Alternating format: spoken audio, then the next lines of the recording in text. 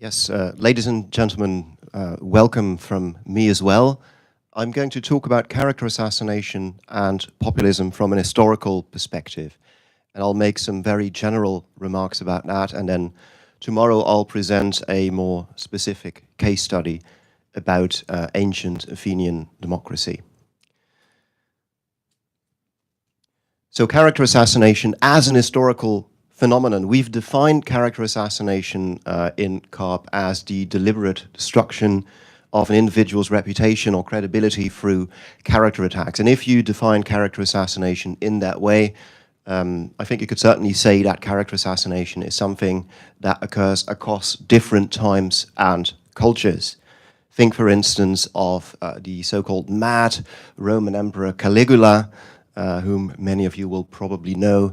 Think of other historical figures. One of my personal favorites, Vlad the Impaler, the inspiration for Dracula. You see him here in a depiction on a late medieval pamphlet, enjoying a nice banquet while people are here bleeding to death on stakes because he is a blood-drinking human monster. At least that's how he is portrayed by his political enemies, and they were very successful in establishing that image.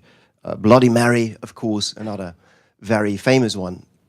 Now, one thing to be careful of, I think, when we talk about character assassination from an historical perspective is to still keep an eye on the fact that different times and different cultures cannot be quite so readily compared as we may think. We distinguish between what we call central and peripheral features of character attack. Central are those attacks or those aspects of attacks, I should say, that are determined by things like human psychology, the nature of human societies. So let's say psychological and sociological constants like appeal to taboos, fear-mongering, shaming, scapegoating, and other practices that you will find in every, or at least in very, very many cultures across time and space. Then on the other hand, we've got the peripheral features, which really are determined by the particular historical and cultural circumstances of a society.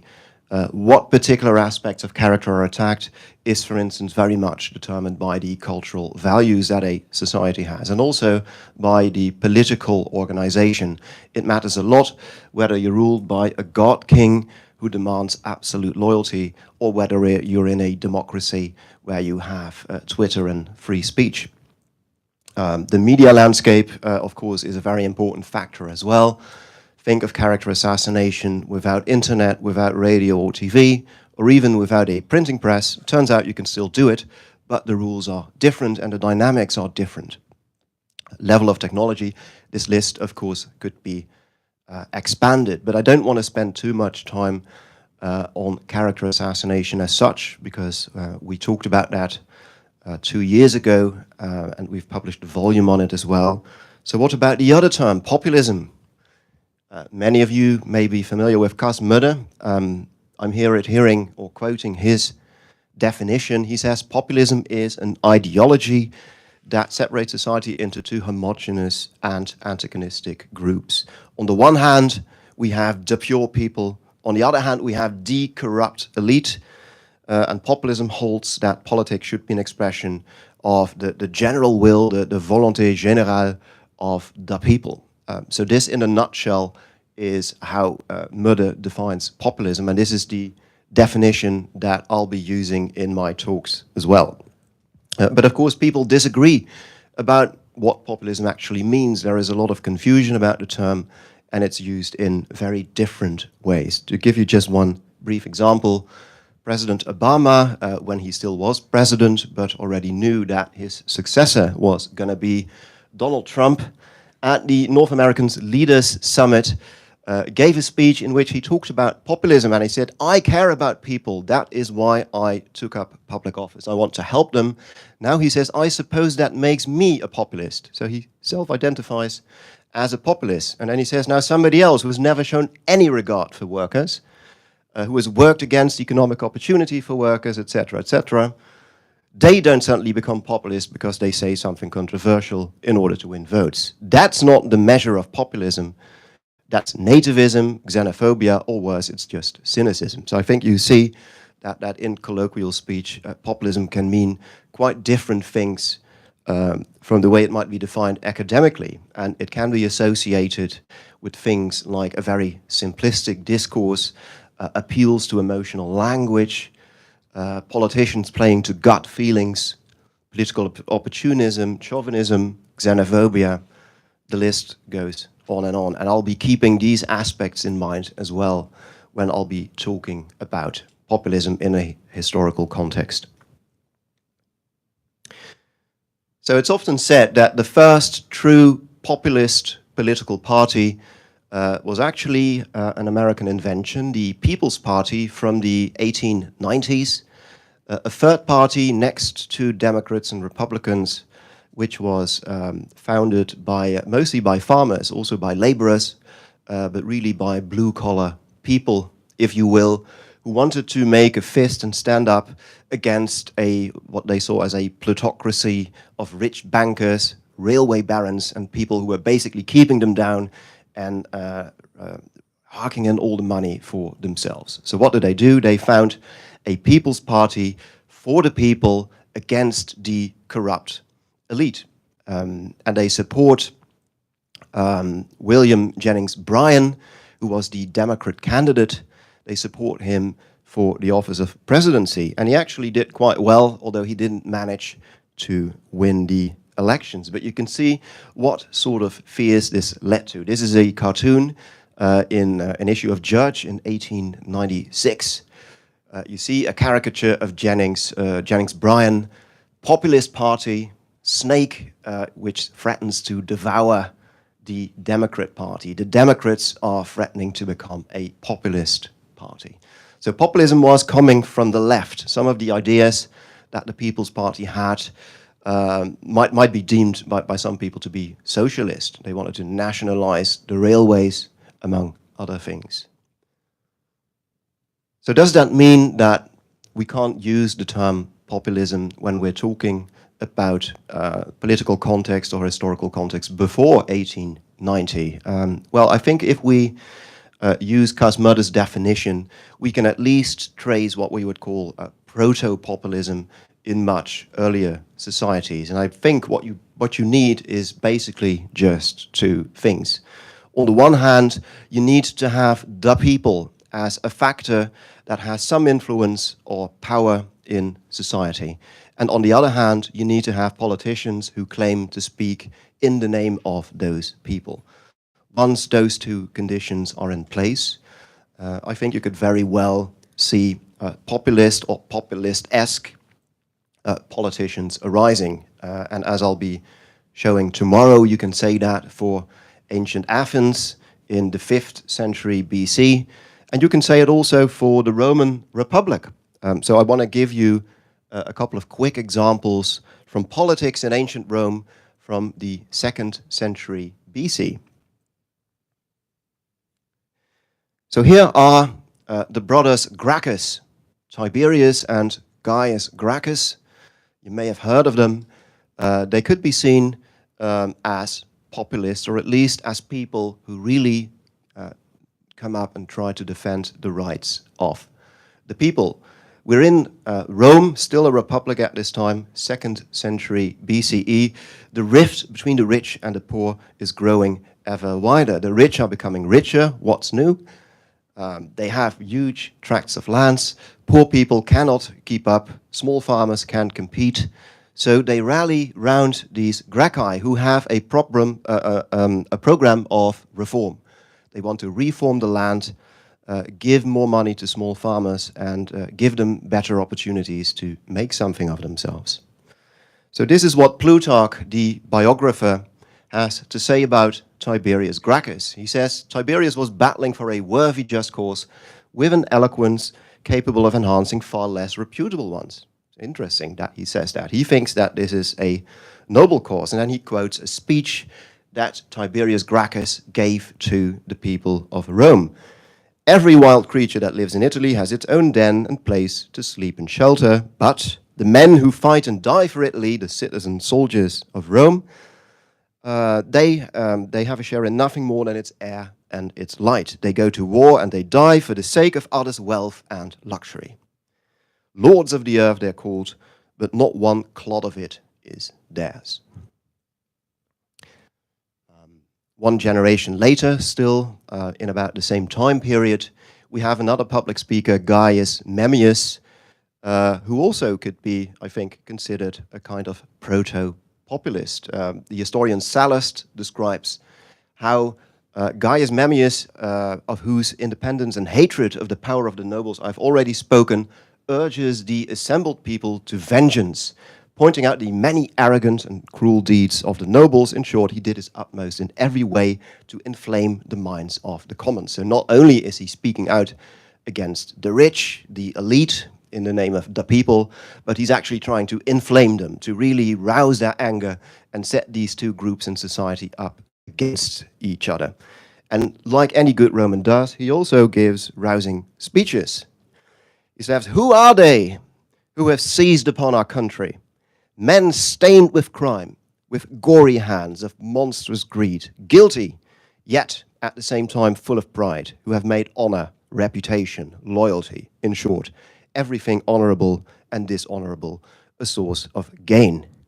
They are united by the same desires, the same hatred, the same fears." So they are one monolithic block, they are one clique, which is also one of the defining features of populism. The elite is one monolithic block. This among good men constitutes friendship, but among the wicked it is faction.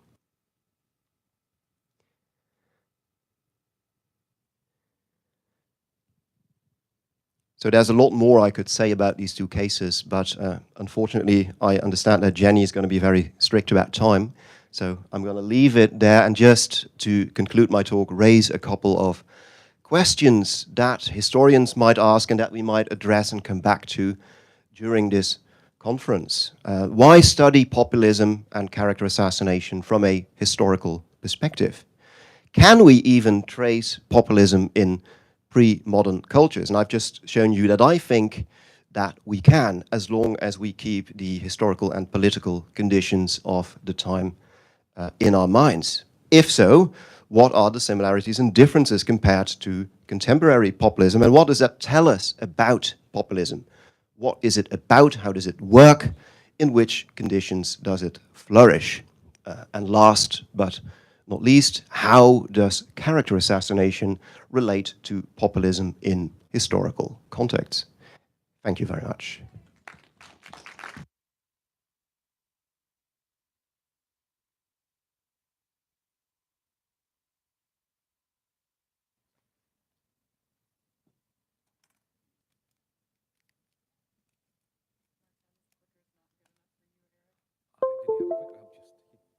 I got it.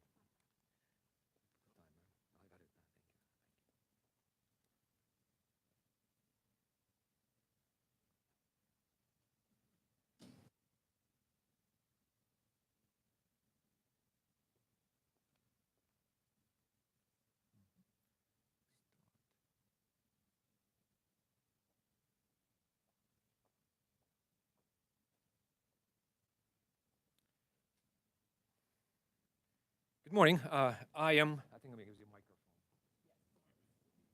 Easier for me to do so. Talk today is about, and will be basically conceptual, brief review of things we know and mostly we don't know about character assassination in the context of populism from a standpoint of political psychology. Quickly, political psychology examines the complex interaction between obviously politics and psychology, in other words, people's experience and behavior. Arrogantly enough, self-confidently enough, political psychologists believe that they can build a bridge between communication studies, sociology, history, economics, political science, IR, and other fields. But I hope so. I hope that we will at least will provide foundation for those bridges. We talk about politics, institutions, political behavior, communications, and individual world of people who are attackers and those who become targets. Sometimes victims of character attacks. We develop these concepts within at least two publications. One is edited by Martijn and yours truly, and several people in this audience, Martina and Z, and we have Edwina contributed to this book, in which we laid most important or at least some foundations of theory and applications behind this approach, and also forthcoming publication in which we provide many details of things I will discuss today. Once again, it will be conceptual, some examples, and mostly the other examples will follow my answers if there are questions, and also in our discussions in the future. Very quickly, just Martijn defined populism, and yes, definition of populism in the eyes of a beholder, of course, and everyone is welcome to correct and add and improve definition and just give a context. But essentially, it's about giving people what they want. Now, at this moment, it's policies and decisions and solutions or resolutions based on what people want. For psychology, it's important that populism thrives when people are uncertain and anxious about the present and the future. Well, there are individuals and groups that emerge and present their solutions in also context of problems, real or imaginary. And here comes character assassination. Why is it important, and what does it, what difference does it make in our studies of character assassination? Well, I'll give you some ideas. In general, as most of us agree, at least many of us agree, we can understand character assassination as a process which there's attacker, he or she or they, who initiate and sustain those attacks. There is the method by which they execute their decision or decisions to attack, and the target. Sometimes I call it victim, but we agree to call it target.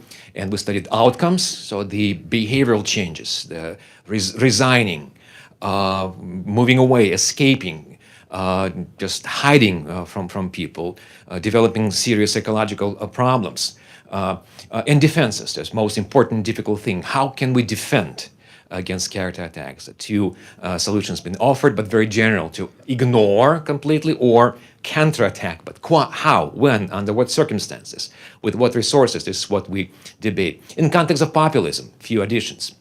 I believe that in the context of populism, there is increased role of individuals in power.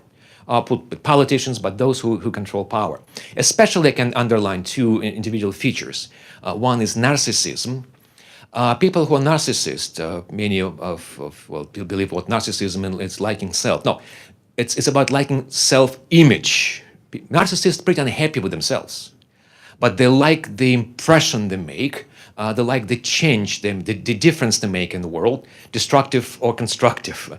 And therefore, today, I believe in the era of populism, and probably we agree that this is a very interesting period in history, that people with narcissistic features will gain strength because they can, and capacity, skills, and inner desire to attack, to offend, to scorn, because this is not only serve their political, social goals, but also satisfy them psychologically. And second feature is we call psychopathy in Britain, in Europe, but in the United States it's antisocial personality features. Not necessarily disorder, antisocial personality type of individual who is capable and willing to do anything that he or she pleases to achieve their goal. They're not necessarily brutal and angry and disgusting looking. No, they're charming. They're well dressed. They flatter. They give great, explain how great we are, and yet just can be deadly by their attacks because they can, and they don't mind to do so, destroying people's reputation, lives, deliberately, not by lying or by just simply exaggerating the truth. So that's why I think in contemporary context of populism, we see variety of variables, or great variety of variables, which we don't know about the potential outcomes, because attacks could be more brutal, more vicious, more direct, simply because both narcissistic individuals and antisocial individuals have very low anxiety levels, and they can say and post and tweet things that most of us can't imagine it's possible to do so, and they do it. They do it because this fits their psychological profile. Three models that have been used historically, maybe just our, again, this is one of the foundation of my research. I follow the tradition of late Lee Siegelman from GW, who suggested these ideas. That why do they work? Why do attacks work? You say, who cares? Just they posted something. They just suggested something. Just move on. Life is good. Life is beautiful. Attacks sway the undecided. People who are say, I'm moderate. I don't care about politics. I hear a lot. I don't care. I'm neither voting for him, her. I'm common lady. I'm just commonsensical. Character attacks just may sway some of them against voting for somebody or for a certain candidate or candidates. Attacks create uncertainty among non-committed. Non-committed to you. So imagine I don't vote this way. However, I heard something really terrible about my candidate and my party leaders, and so probably I will be rather sitting out on Tuesday voting day. It's not everything is about voting, but just using the example of elections, because we have several presentations about elections today and tomorrow. And finally, prevent defections. Psychological studies show that yes, and especially past 7 years, peer research studies also, it's sociology, public opinion studies, and psychology.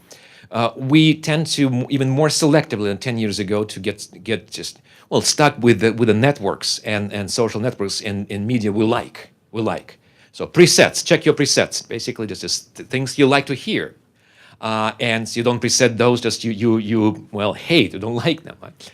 So hearing just attacks against your opponents just compels many of us just to say, I'm right in my opinions. Yes, I'm right. I'm correct. So this is how things work. I think it's only hypothesis that's in an era of growing populism, character assassination. Enhanced by populism is mostly about psychological mobilization of political base. Essentially, by attacking somebody, not necessarily destroy her character.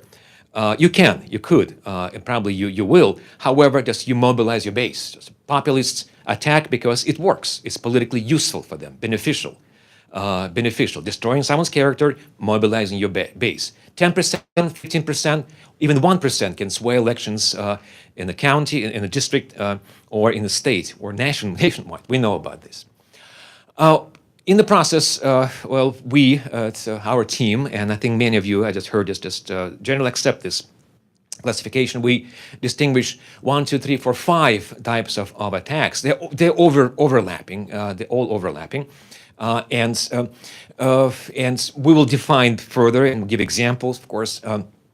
But everything is in the book, as I said. Everything is in the syllabus.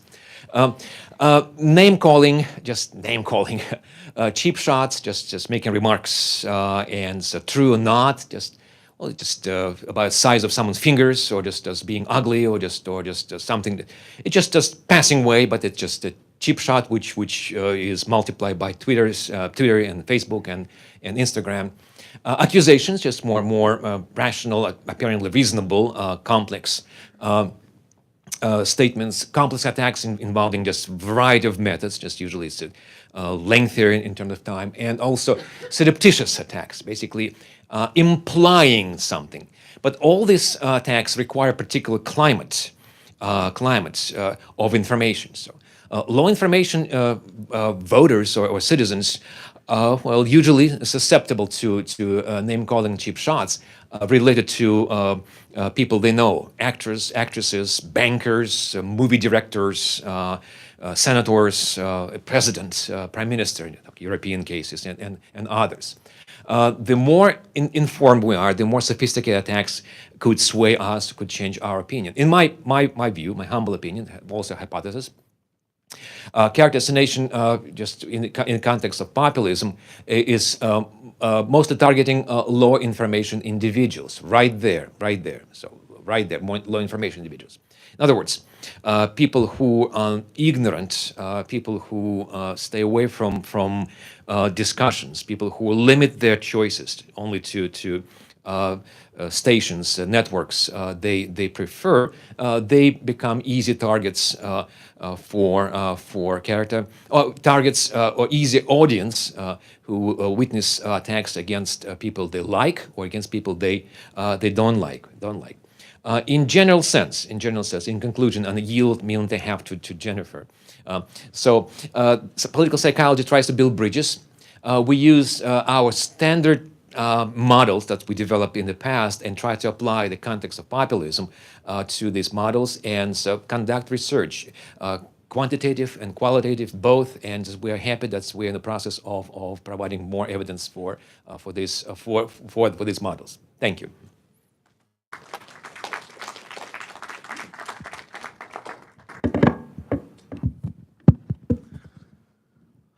All right, good morning. I don't have such exciting slides, so I'll be doing my presentation old-fashioned way.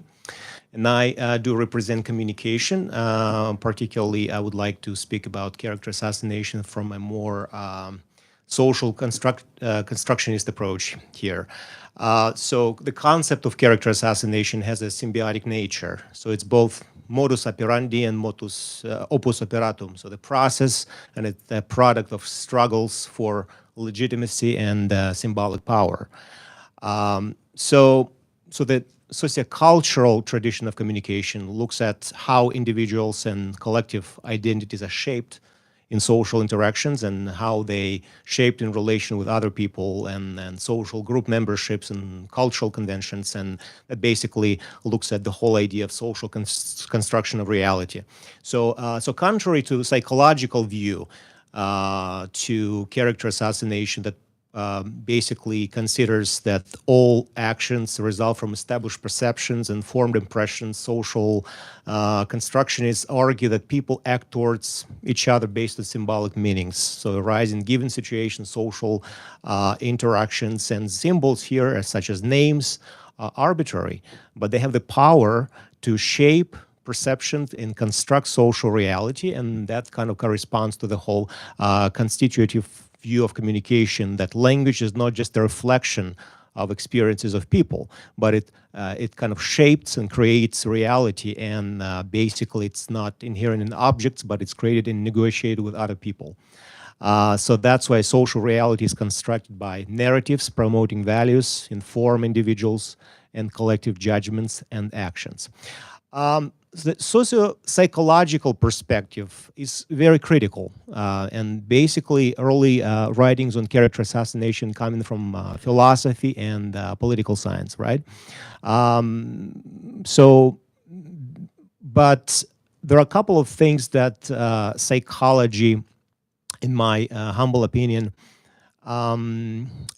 defies easy explanation. For example, it looks about character assassination primarily as a linear communication process by focusing on the sender's perspective and the attacker's message.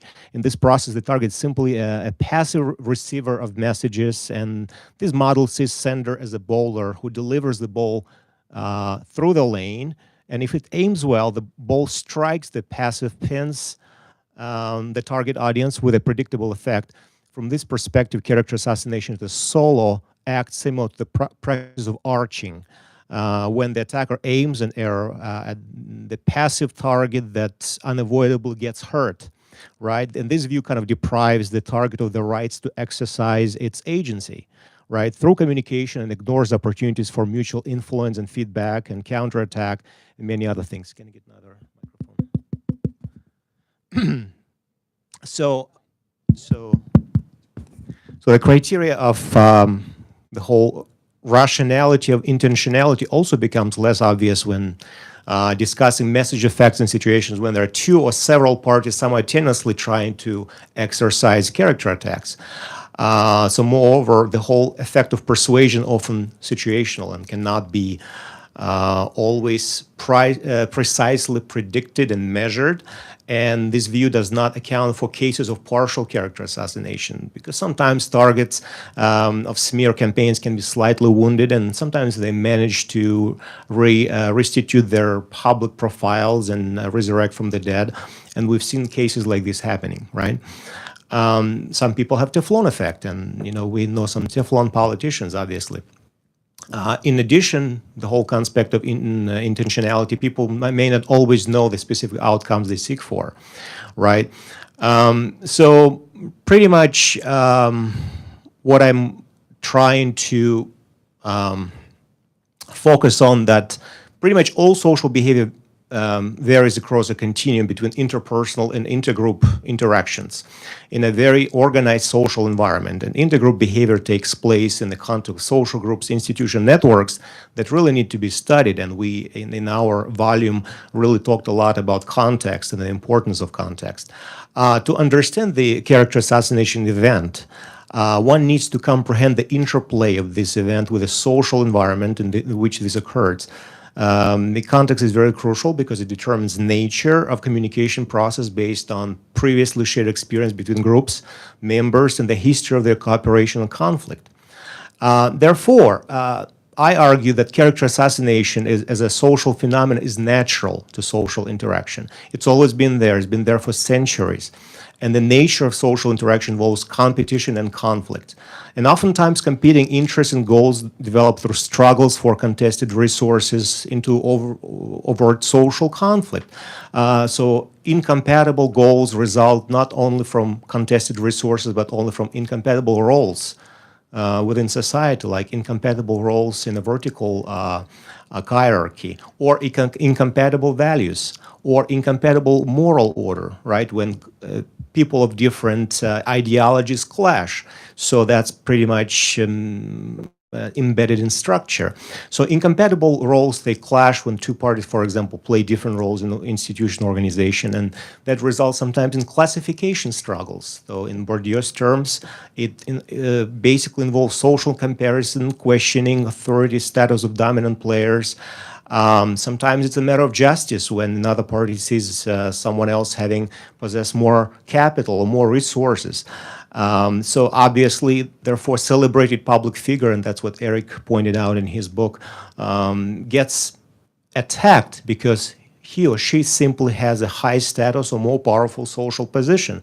And therefore, other players need to kind of diminish his or her social capital and strip him of that symbolic power in the society and declassify that person, right, to gain that position within the society, right? And that's why those people immediately become potential targets for challenges or pretentious pretenders, as Bourdieu called them, of all kinds. Situations like this immediately with incompatible goals result in what we call structural divergence, when there is kind of this nexus of which leads to another relational communication. Conflict results in bullying, aggressive communication, and many other aggressive outcomes. But sometimes it results in seeking scapegoats, which may lead to another depolarization or exclusion of some group members and further stigmatizing behavior and marginalizing of social groups and stratas. So at this point, I would like to take a look at character assassination as a complex communication transaction among multiple social actors that produce and reproduce relationships and social structures. Therefore, character assassination event is produced by multiple interdependent actors rather than disconnected actions of the attacker and the target attempting to change public opinion. Character assassination event is defined by the issues coming from social interactions such as competing, cooperating, conforming. Character assassination is a communication process that constitutes social reality by creating new narratives and symbolic structures. As a part of structuration process in social groups and institutions, character assassination practices contribute to communication of meaning, exercise of power, evaluation of judgment of conduct, And since structure is the medium and the outcome of the conduct, character assassination becomes integrated into structure, becomes reproduced through various symbolic forms, resulting in sustaining patterns of symbolic and cultural violence, which kind of justify any type of use of indoctrination, dominant ideology, brainwashing, and many other forms of psychological and emotional abuse. Essentially, I argue that character assassination should be seen in terms of duality of structure, where this is idea that this is a process of destroying reputation, creates new social structures such as label, stigma, and result into consequent exclusion of some social groups and collectives. Thank you.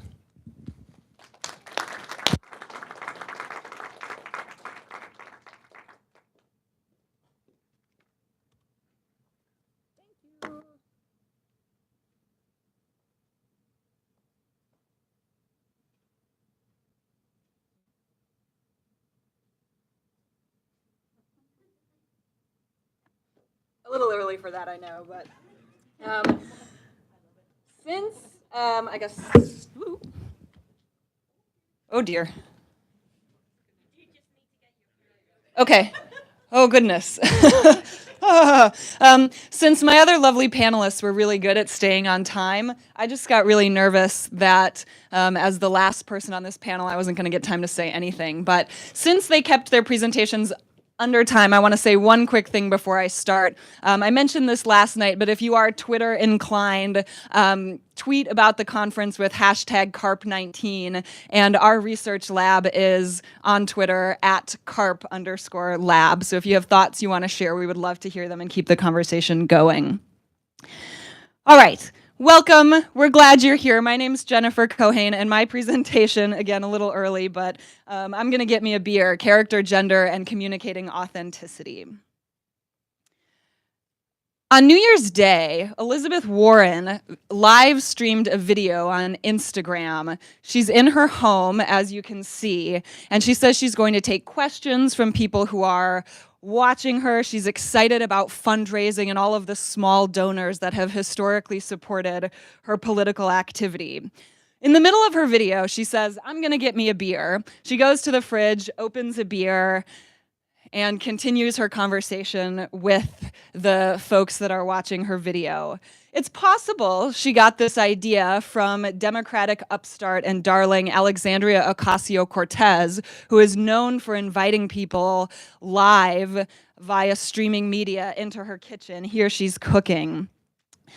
Yet while Ocasio-Cortez is generally lauded for her skilled use of social media, unfortunately, the reactions to Warren's video were not particularly kind. As one opinion editorial in the Boston Herald noted, Elizabeth Warren poured a cold one on her image of authenticity. Others said that she was hopelessly pandering, trying too hard. Fox News accused her of playing the gender card. What that would even mean in that situation is not clear to me, and I study gender. This came on Twitter. "Remember when you thought Hillary's hot sauce in the purse comment was the most cringeworthy political stunt in history? Elizabeth Warren has just proved you wrong." So why do we care? U.S. News and World Report says that Democrats face the authenticity test as they approach 2020, that the art of being real under the glare of a presidential campaign is a significant challenge. Now, of course, this is probably a reaction to Hillary, who is seen continually in the media as sort of a slippery political machine. So what I'm interested in is investigating rhetorical strategies for communicating authenticity, and I've investigated some of their implications as well. So you'll note that I'm actually not going to talk about character assassination. In the 3 years that I've been working with CARP, I've actually realized character assassination doesn't keep me up at night, doesn't get me out of bed in the morning to do research. I'm far more interested in how we talk about character and what that means. It's related to character assassination, but not quite the same thing. So what I want to talk about today is provide a little bit of a setup about how I'm defining authenticity and how it's related to populism. The text that I've chosen for my case study is an analysis of presidential campaign speeches, and then at the end I'll wrap up with some conclusions and implications. So I'm starting with the assumption that communicating authenticity, insofar as we face an authenticity test in 2020, is something that political candidates are going to attempt to do. We can think about authenticity as a sense of our true selves or character. It's a trait that we often see as stable, right? This is the John Kerry problem of being a flip-flopper. Likewise, why everyone hated Hillary for being a political machine, right? Because we want a stable trait that allows us to trust without verifying what our political candidates are doing. I think we can also think about it as having some type of link to the quotidian, or being able to see people in their daily lives. Who are they when the cameras aren't on them? This is why Ocasio-Cortez in the live stream tends to work pretty well. Of course, authenticity stands in for sort of this general sense of stuff that we like, but it's not the same thing as likability, right? Bernie Sanders is known for being authentic, but he eschews likability, and as a result, he may not be electable, but he certainly is seen as authentic. But of course, just like many things that are based in communication, authenticity isn't intrinsic. It's a judgment on the part of the audience. And then again, it's what allows us to sort of trust without verifying. If we have a sense that we know the true selves of our politicians, we can sleep a little bit easier at night, knowing what we think they're going to do. But as a result, because authenticity is so closely linked to character, it's a common target for character attacks. You're a hypocrite, you're a flip-flopper. These really common character attacks are really about authenticity in the end. Now, surprisingly, there's been little published about authenticity in politics. There has been some research done on advertising and on PR and in health communication. And this scholarship has identified some communication strategies that are typically tied to authenticity. Things like narrative, things like a commitment to a place, and a link to the past. So the next question then is, what is populism and how is it relevant to all of this? Martijn has already given you a great definition of populism about setting ordinary people against elites. In the United States, it tends to be more common on the right, but not exclusively. Now, while we can also think about populism as an ideology, it's what Yuri Friedman in The Atlantic calls a thin ideology, which is it means a lot of different things to a lot of different people. Truthfully, I really don't care whether Trump is a populist, and I don't have very much interest in fighting over the definition. What's interesting to me is how we use this type of discourse of the ordinary people versus the elites rhetorically. Martin Montgomery argues that the discourse of authenticity rather than truth is what provided Trump's ultimate appeal. I'm not really willing to engage on the level of truth at this point, but I think we can agree that a discourse of authenticity would have appeal in a populist regime, right? So the research question that I'm ultimately interested in is, how do political candidates communicate authenticity? So here's my case study. Campaign speeches for the 2020 election. Now, a couple of caveats here. One, I wrote this paper in mid-February, so here are the candidates that I have in my data set. Of course, they're all Democrats, right? But I'm mostly focused on ones who delivered official campaign announcement speeches. So Cory Booker made a short announcement and then took questions. Bernie Sanders announced via interview on Vermont Public Radio. So I don't have much of a text there. I also specifically did not do those fancy, shiny campaign advertisements, the campaign spots that candidates release. And I didn't do that on purpose because those are known for being produced and not authentic. So my suggestion is this: if authenticity is a defining characteristic of successful candidates, then those that are announcing that they're running for president will likely be trying to communicate it. So I've identified 4 strategies for communicating authenticity in campaign announcement speeches, and I'll talk you through those really quickly before moving on to looking at implications. So the first is invite into the daily life, again, emphasizing that connection between authenticity and the quotidian. So when I wrote this paper, Beto hadn't announced that he was running for president, but since he literally did 2 days ago, now I can use this example. You probably remember this. He live streamed a dentist appointment while talking to his hygienist about border security. So again, the sense that if we can see what people are like behind the flashing lights and the fancy stuff is a pretty good indicator of authenticity, right? But the second one, and the one that was common in every single speech that I analyzed, was a tie to a biography. It's one of the first or second things that people tend to say when they announce that they're running for president, is share biographical information. Elizabeth Warren said this: "I grew up in Oklahoma on the ragged edge of the middle class. When my daddy had a heart attack, my family nearly tumbled over the financial cliff." So daddy, of course, is a folksy term, again, seen to be authentic. She then notes, "I ended up at a commuter college that cost $50 a semester." And that is how the daughter of a janitor managed to become a public school teacher, a law professor, and a United States senator.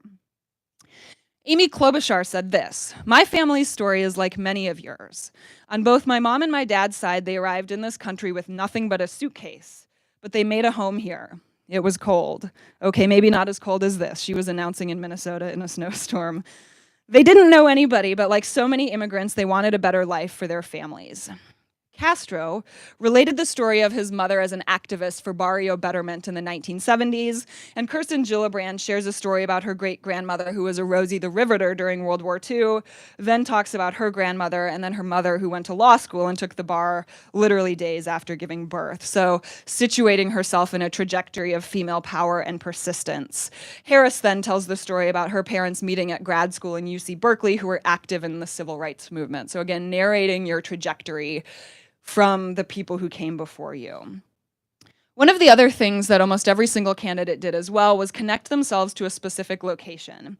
Amy Klobuchar said, "We are gathered here today on the Mississippi River, America's great river, running straight through the middle of our country, through the heartland.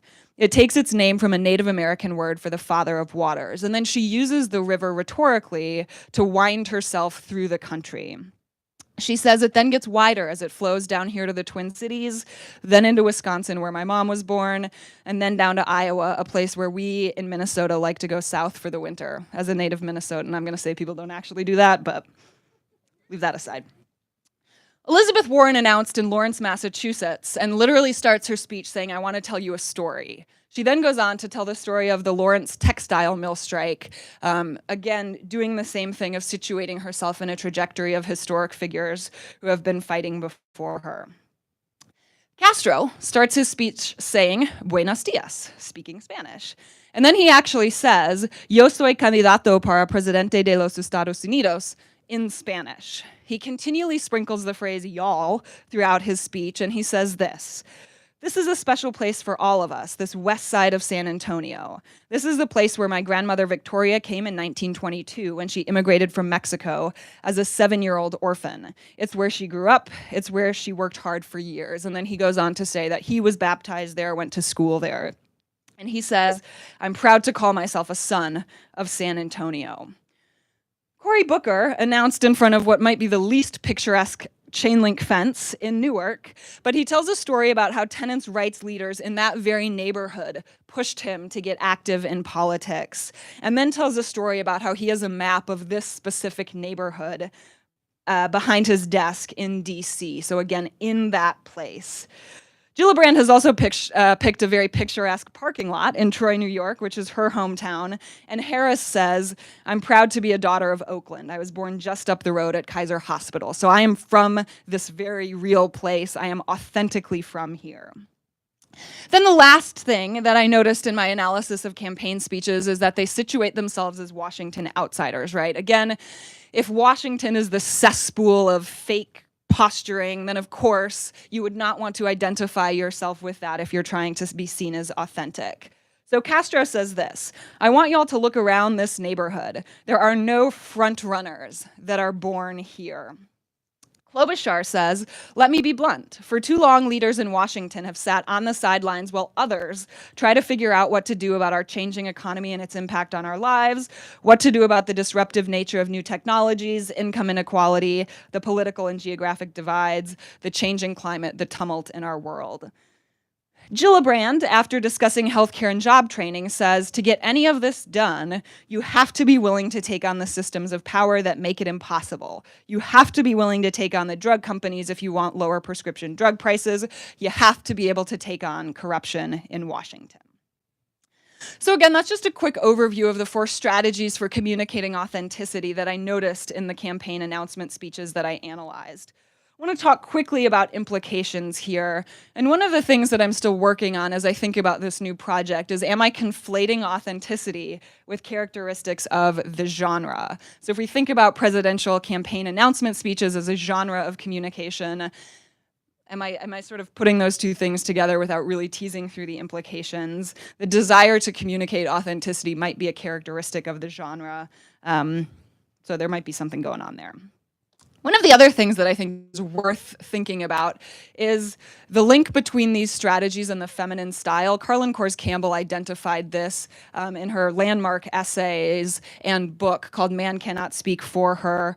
She identified personal stories and an inductive structure as hallmarks of the feminine style. Both male and female candidates, of course, can use this style. And the use of personal stories and a sort of inductive leading you through the speech is something that I definitely noticed operating here.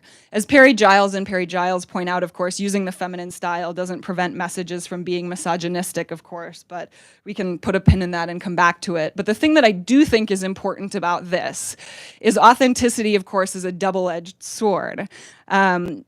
What authenticity means is different for men, women, and people of color. So when we ask people to act authentically as voters, we might ultimately be reducing candidates to stereotypes of their race and gender, right? Women have to appear caring. Think about all of this stuff about Barack Obama not being black enough, right? That's all about authenticity.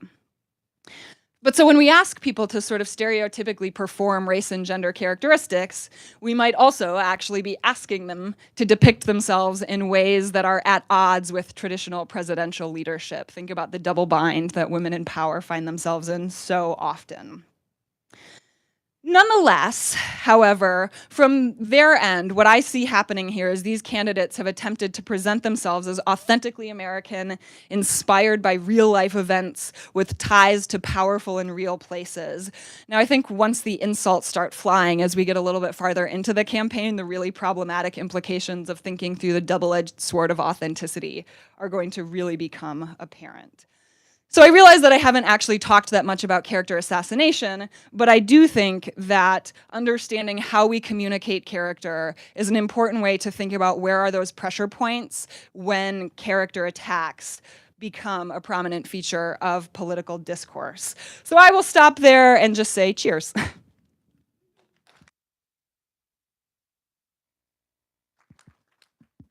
And now we have some time for Q&A.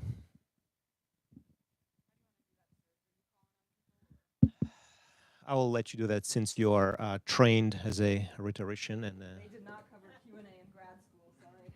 But should we make people use microphones? All right, well, raise your hand if you have a question, and I will bring you a microphone.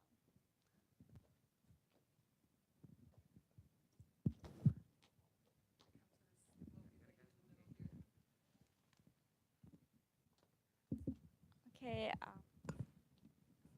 Hello. My name is Hong Gao, and I'm really like your presentation on the communicating authenticity. And the question I have is because authenticity is not the same as likability. So actually, how do you measure authenticity? Are you able to like measure authenticity, and is there like a tool to measure it? That's my question. That's a great question.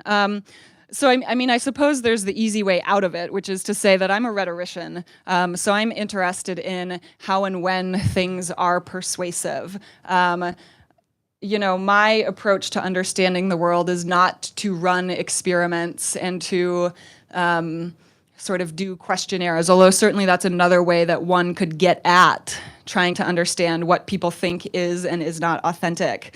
I will admit that when I was looking into the literature, because I'm based in a humanistic field, I didn't look into whether people have developed an authenticity scale. Admittedly, I suspect that it probably does exist, but I don't know where it is. From a rhetorical perspective, the research on authenticity in politics is decently non-existent, but there is stuff published in PR, advertising, and health communication that have basically identified what we already know, which is that people identify with things that they think are authentic. Of course, authenticity is in the eye of the beholder, so it's difficult to say exactly what that is and for whom. But yes, there is a world, of course, in which one could develop a particular scale and could put these traits into some type of measurable survey that people could take after watching campaign videos and that kind of thing. And that would be an excellent and another way to learn about how it is that these elements of a genre or of a speech might then resonate or not resonate with particular people. Actually, just piggyback on this thing, I also talked about authenticity just 2 weeks ago in a different conference, and where we mostly discussed it in terms of identity politics. And I think right now in this our marketing world of politics, where a lot of identities are micro-targeted and our audiences are so segmented to hundreds of different identities. I mean, authenticity could mean a lot of different things to a lot of different people out there. And with a decline of both basically all the traditional authorities and institutions right now, pretty much a lot of what we see right now, flexibility, have those authenticities that are on the spot, very sporadic, really flexible, and very charismatic. And that's why we need to talk about a lot of authenticity in terms of what we see in those charismatic and populist leaders.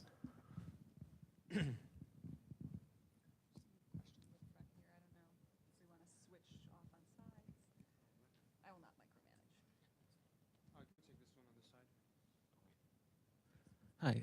A question for Eric, actually. I was just kind of curious. You spoke about how sometimes reputations can be rehabilitated. You didn't go into a lot of detail, and I was just kind of curious what conditions need to exist for, say, a politician to be able to resurrect their reputation once it's been attacked? Several conditions. First of all, time is the best doctor. We forgive, we forget. There are certain cultural trends of forgiveness, and it's difficult to measure, but just we know about this tendency to forget, forgive, and just to let it go.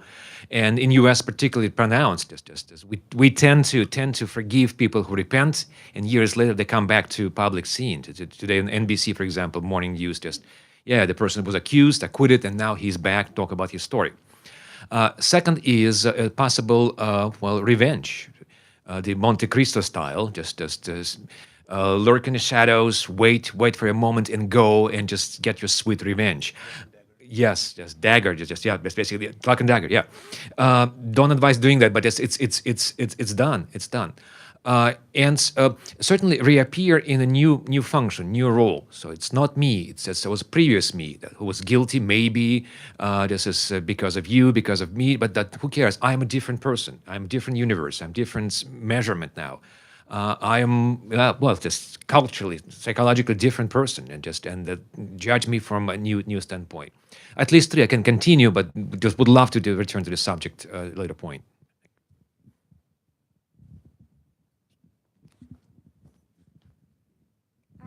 Thank you so much. Would you please comment on the dissonance of the electorate wanting politicians who already seem to have some experience of being in office? All of these candidates have already served for some time, so and at the same time wanting someone relatable who can understand where the average non-elitist person is coming from, given that they are in fact political elite, and whatever their original roots have been, they may have, based on their voting record, for instance, long have since forgotten where they came from, no matter what they actually say. Could you comment on this tension?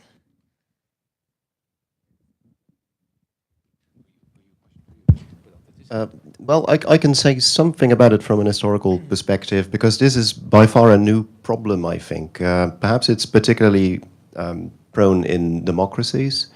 But when I think, for instance, of my own field of expertise, which is the Roman Empire, you see that Roman emperors already have this problem. they're expected to play a certain role, and they're actually, it wasn't conceived as a role. They were supposed to be authentic, and that was they needed to be men of the people. So there's this great story of the Emperor Hadrian who is traveling, and a woman comes up to him and says, I have a petition I want to give to you. And he says, I haven't got time now, I'm traveling, I have lots of stuff to do. And then she sneers at him and says, then stop being emperor. Because an emperor needs to be at all times available to his people, needs to be at their level, talk to them, needs to be authentic. And of course, they're anything but because they're high up in their palaces on their thrones, they are not men of the people. But they're supposed to play this role. And there is this constant tension. And of course, for good emperors, people would say, yes, they are authentic, they really do understand the people. And the bad ones, or they're just playing a role. They don't really mean it. And it's, of course, very hard to make that distinction, actually. So even before you have democracies or anything like that, or elections, you already see that politicians or leaders are having to deal with these issues of authenticity, and there's, I think, no easy solutions to them, but they keep popping up in different times and cultures. That was a great question. Hi, thank you very much to everyone. Is this working? Yeah. For your wonderful presentation. It's really fascinating on all counts. I just wanted to ask Jen a couple of questions. I was interested, obviously, in this double bind that people face. I wondered whether you have any insights on how they can manage that, and whether there are some ways you can be different from the stereotypes that allow you to be genuinely more authentic. And real, but still, electable and so forth. And also, because you were focusing mostly on Democrats, do you have any observations about the differences between authenticity for Republicans and Democrats? Thank you. Yeah. So I think, or I suspect, since I haven't done an in-depth textual analysis of what Republican presidential announcement speeches might look like. I suspect that there are differences, although if I had to say, I would guess that they were subtle, that they're not as different as we might think. I think all of the things about here's where I'm from, here's my biography, here's my history, all of that I think you're going to see in Republican presidential announcement speeches as well. One of the things that might be, and this relates to the question of populism, because it seems like this is a sort of party of the people is a message that's been being championed by the right lately, that maybe even more of an emphasis on humble beginnings and person of the people more so. Although you see all of that in the Democratic speeches. Castro is a great example of that too. But that might be played up even more from a Republican perspective. Yes. Now, the first question is the infinitely harder one to answer, which is why I answered the second one first, about how it is that you manage a double bind between conforming to stereotypes and expectations for who you are and who you should be, which is a component of authenticity, and representing yourself as someone who's capable of being in power, which actually gets to the question asked earlier as well, that relatability versus experience there. I don't have any good answers for how you manage that double bind. I hope that in future research, because I'm really interested particularly from a feminist perspective, and as women start making more runs at highest offices, whether it is actually possible to break what Hillary Clinton has called the highest glass ceiling, because again, insofar as we expect women to be caring and nurturing, that's typically not a trait we associate with what we want our president to do. But again, when Clinton bucks that trend and sort of doesn't play up that aspect of her nature, she's, excuse my language, she's a bitch, right? A calculating bitch. And I'm not sure that you can get around that, to be honest, without some really serious, and maybe the tide is changing in the era of Me Too, thinking a little bit more about systemic gender bias and that kind of thing. But I hate to say this and sound depressing. Can we go back to talking about beer? I think that major societal shifts about what gender means might have to take place before there's an easy way to navigate it. So until then, you know, the best thing that I can say is it's a very delicate balance that women and people of color are walking as they try to navigate that double bind. Thank you. My name's Ken Ackerman. This question, I guess, is for Eric, but also for the panel. When you were talking about characterization and you were laying out the different types of attacks and different strategies for different types of personal attacks, the one thing that struck me that wasn't on your charts were that the most effective attacks are the ones that are true, and that the most effective strategy is when you attack someone based on truth. And I guess the populists are a very good example of this. William Jennings Bryan attacked the plutocrats of his era for exploiting the workers, exploiting poor people.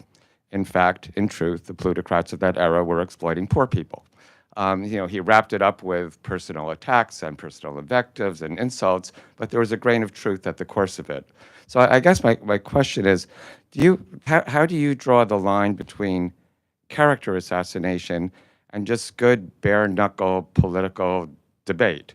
And I guess the Pocahontas example would be another example of that. That would not be an effective attack if Elizabeth Warren had not set herself up by somewhat exaggerating her background as a Cherokee Indian. Briefly, any character attack is a continuum. It's a continuum. So therefore, it's not dichotomy. It's either or. Just always a process, and also it requires the audience, the atmosphere, the political situation. Case that's Alex Naumov, in fact, just told me yesterday. This case of Russian billionaire just last year.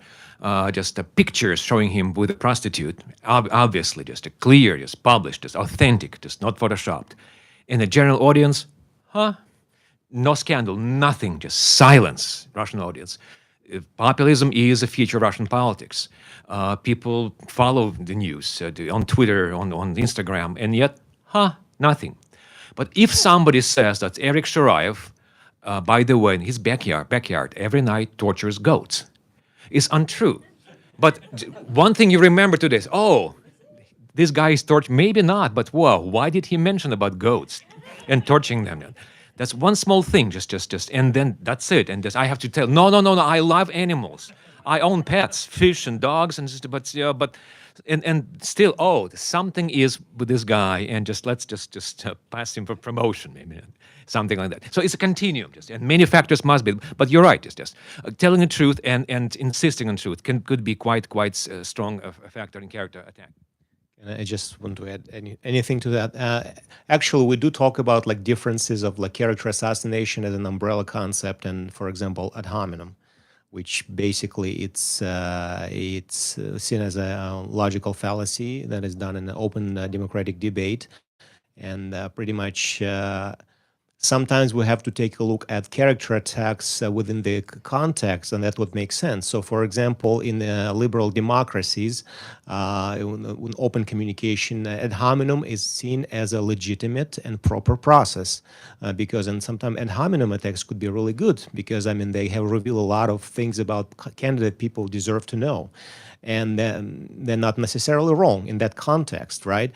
And pretty much your actual character and your ethos are being judged by your ability and competence to respond and use your rhetorical skills and impression management skills for the targeted audience. Not all character assassination methods are like that. Some of them are pretty much, very much clandestine and deceptive, and they're not held in an open debate. And if we look at use of character assassination in autocratic or totalitarian regimes where obviously power is not as equally distributed in democratic context, basically you see that one attacker has more power to destroy the opponents. And that's, in other words, context is really important, January. I was just going to say we probably should not take another question because it is time for us to wrap up and to get set up for panel 2. But thank you so much for your great questions. One quick remark. Before we adjourn, we have our scholar from Czech Republic who would like to run their poll, right? Would like to say a couple of things before the next panel.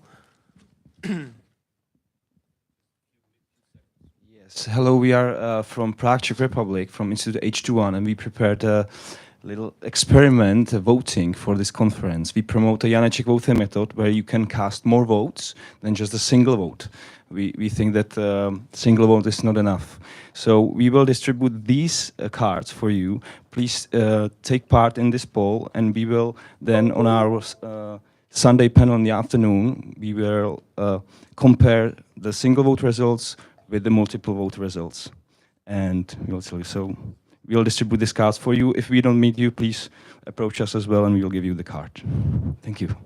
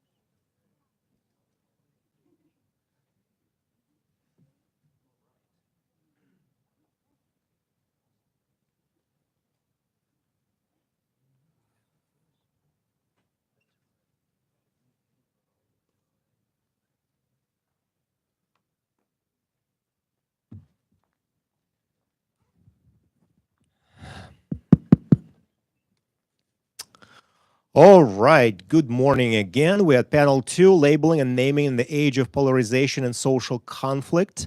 My name is Sergei Samoilenko. I teach in the Department of Communication at George Mason University, and we have a panel of distinguished scholars here. So we have Solon Simmons from George Mason University, Daniel Rothbard from George Mason University. They both represent SCAR, which stands for School of Conflict Resolution and Analysis. We have Greg Simmons from University of Uppsala, Sweden, and Marlene Laruelle from George Washington University. So the first presentation is by Solon Simmons. He's gonna talk to us about his theory, trying to take a new look at character assassination from a more conflict resolution perspective.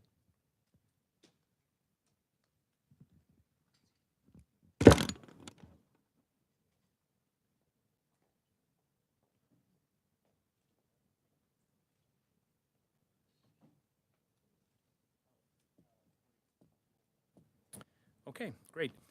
Maybe I'll walk around. It's okay. Thank you, everyone. It's a great pleasure to be here, and thank you to Sergei for inviting me. This talk I have a lot to say, so I'm going to be a little quick. So if you get a little bit lost, just be prepared. I'm going to try to bring you home at certain points for the critical issues to understand what I'm trying to do. I'm presenting a theory, a fairly novel theory that is one that you won't have seen before. It's what I call root narrative theory, which you can think of as the preconditions behind the construction of a political narrative. And what I'm going to do is lay out the idea of the theory and try to tie it to the concept of character and character assassination. So what is root narrative theory? Where does it come from? You might think of it as a narrative approach to ideological mapping. So here we have, you can see all of it, but this is this is the museum outside of Ford's Theater where Abraham Lincoln was shot. And you might think, well, who is Abraham Lincoln, and where is he now? Where does he live now? Of course, he's not alive, but where does he exist? In a sense, he exists in this, which are all the books that have been written about Abraham Lincoln. In fact, it's just a sample of books that have been written about Abraham Lincoln, and all of those are, in a sense, the character of Abraham Lincoln. So a narrative approach to conflict, to politics, what have you, brings this kind of perspective, recognizing, I call it a virtual tell. That is, it's like an archaeological mound, that there are these accumulations of stated purposes, of struggles in the history. Sergei mentions the duality of structure. And I think this idea of people contesting, recontesting, and continually trying to reinvent history is a big part of how we need to think about conflict. I'm coming at it from a conflict resolution perspective. Some of you will know Getting to Yes, I assume. It's a nice airport book and has been for decades. But there's a fascinating idea in this, which because it begins, as we talked about, a linear model of character assassination, it begins with the disagreement. It begins with struggles that emerge in the natural course of negotiating political space or social space. And what have you, and conflicts emerge. Now, the Getting to Yes perspective, among other things, it tries to get you to say, don't worry about what people are fighting about. Explicitly ask why and get beneath to some kind of deeper interest, which is a nice beginning. So we might turn this into a prospective model, not a depth model, and say, okay, so let's say we're going to take a certain action and it's going to produce an outcome. That's why we take the action. And what's the link? There's a kind of a theoretical link. Okay? But the problem with Getting Yes is it doesn't go far enough. That is, we might ask, well, why is it that you want to do, why do you want that outcome? What is it about that outcome? And what we might say here is that the conversation becomes, again, abstract. It becomes about our values and how that might attach to how we would feel about that outcome were it to come to pass. So in a sense that we begin from the idea of conflict, begin from the idea of people struggling, and then try to move forward into a deeper position. Now, the thing about moving from this rational actor model to a narrative model requires us to let's say, to analyze the pieces and put it in a broader context. So what I'm borrowing a concept from Robert Reich here in Geeks and Shrinks. And what he says is these are the two jobs that are necessary in the future, and you need to either be a geek or a shrink. And so what does he mean by that? I think we can tie it to these broader theories of action. So here we have our rational actor model. You can focus on one side of it, which is what we might call the policy-driven debate. Rational actor, focusing on facts, focusing on how it is, on structures. You'll hear people using very non-personal language, non-cultural language, not much emotion in this, and they might say, just the facts and what have you. This is what Max Weber calls Spektrationalität, which is power thinking, instrumental rationality. These are the kind of actions that are going to become necessary to think about. But what you start to realize is that they are meaningless unless they're put in a broader context of values, which gets us closer to character. And here we have what we might call psychology-driven debate, relevant for the psychological framing of how we're approaching things, or Wertrationalität. So this is the different emphasis. We can put them together, and we see this larger context.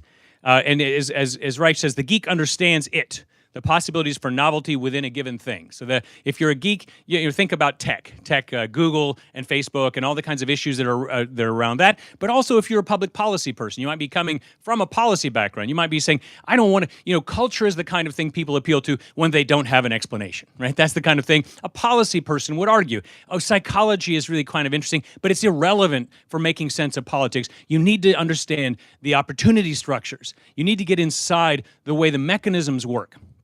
And that's true, but it's of course not the entire story, because one also needs to be a shrink. One needs who the shrink understands them, what they could possibly want or need, right? So this is in his Future of Success. But what you've got in this theory and the approach that I'm going to offer to you is a conception which brings together this, in a sense, these Weberian concepts, but also others, because we're going to be thinking about power. We're going to be thinking about how narrative is attached to power and social power, both its use and its abuse. And so I want to link character to a broader concept of narrative, and which is a critical piece of any good story, but not in a way which you should think of as ignoring the importance of policy, ignoring the importance of instrumental rationality. If you're a hard-edged thinker, you believe in these kind of facts, you believe in the reality of power, you're a realist, I think a narrative perspective is relevant for you as well. Because in fact, that rational action, that technical argument you have is going to be situated, in my view, in a broader narrative actor model. So that's the basis of what narrative narrative theory will be. So here we have again a rational actor model, right? This is just a thorough rational act. If you want to do something, why do you do it? Because you have a theory about the outcome, and then you have a capacity for ethical reflection on the values and what kind of state of the world that would produce. And these could be theological as well, but your values would come from a different source. So that's a rational actor. Any rational actor has to think through these things, even the realist, even the international relations realist. But in general, that's not how normal people think, right? That is, you don't say, hey, should I support this? Should I oppose the border wall, for example? Should I support the national emergency? How do you think about it? Do you think about it in terms of, okay, what is my theory of change? What are my values applied to the actual possible outcomes that I've analyzed concretely and what have you? No, what you do is you tell a story. Normal people tell stories. And this becomes especially relevant in the context of populism. Because the way political conflict takes place, the way political campaigns or presidential candidates mobilize themselves is through narratives. And these narratives are then, let's say, anchored in place by tropes or frames. So if you're interested in framing and frame analysis and what have you, I think framing can be situated in a broader context of narrative analysis. So you can think in terms of policy, you can think in terms of framing, and I think these things all link back into a larger context. But what's quite interesting, and this is something that I've been working on for quite some time, is this issue, this is just a reference. So here's Donald Trump, our president, the famous statement from 2015 where he says, when Mexico sends its people, they're not sending their best, they're not sending you, they're not sending you. They're sending people that have lots of problems, they're bringing those problems with us, they're bringing drugs, they're bringing crime, they're rapists, and some, I assume, are good people. Now, you see a lot of character insinuation here. You see an interesting way of framing character, but more generally, you see a story.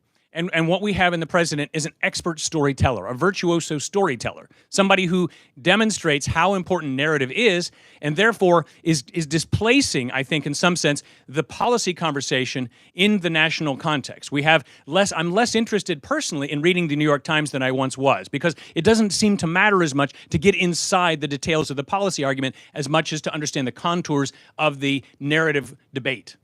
That's just something personally I've noticed, and I'm sure that that's true in general, and Twitter couldn't be a better example of how that has moved us forward.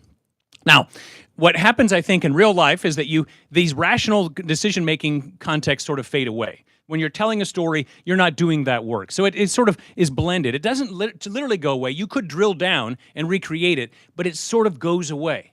And what happens?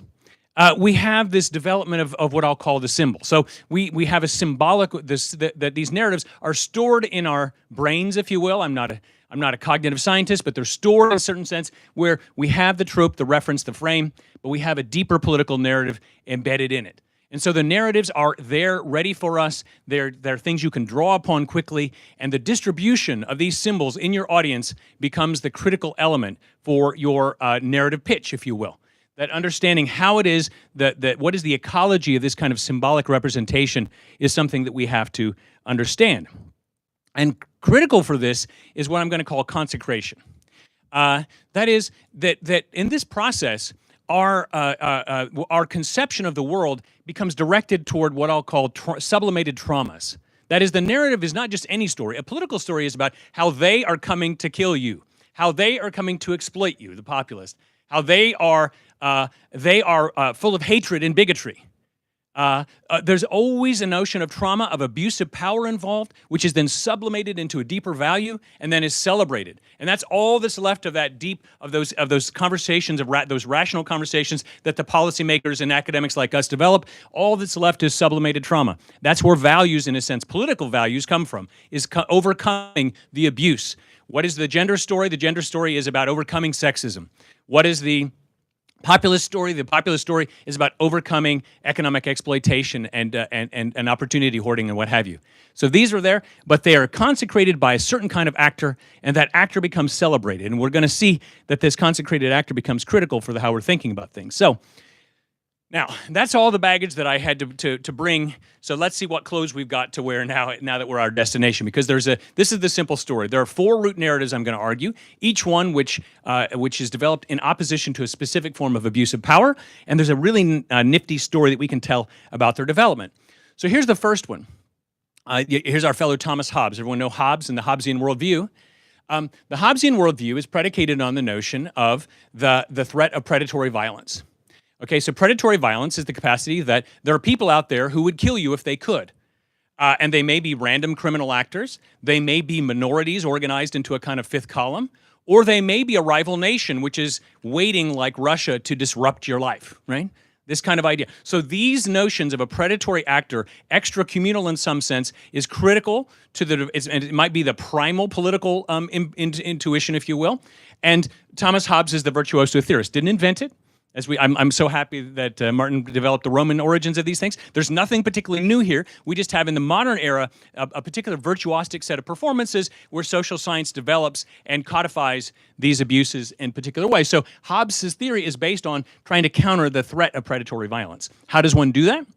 One develops security, which, as I just said, is the sublimated value, the sublimated trauma. The trauma is violent death. They come and destroy us, right? They invade us. Genocide was this sort of basic feature of Mediterranean politics up until the 17th century.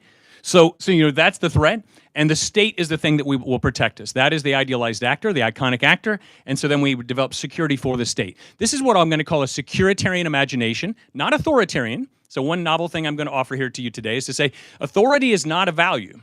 Authority is a means toward an end. Security is a value. And so when people are mobilizing on authoritarian lines, we ought to recognize what they're trying to do. They're promising a moral value.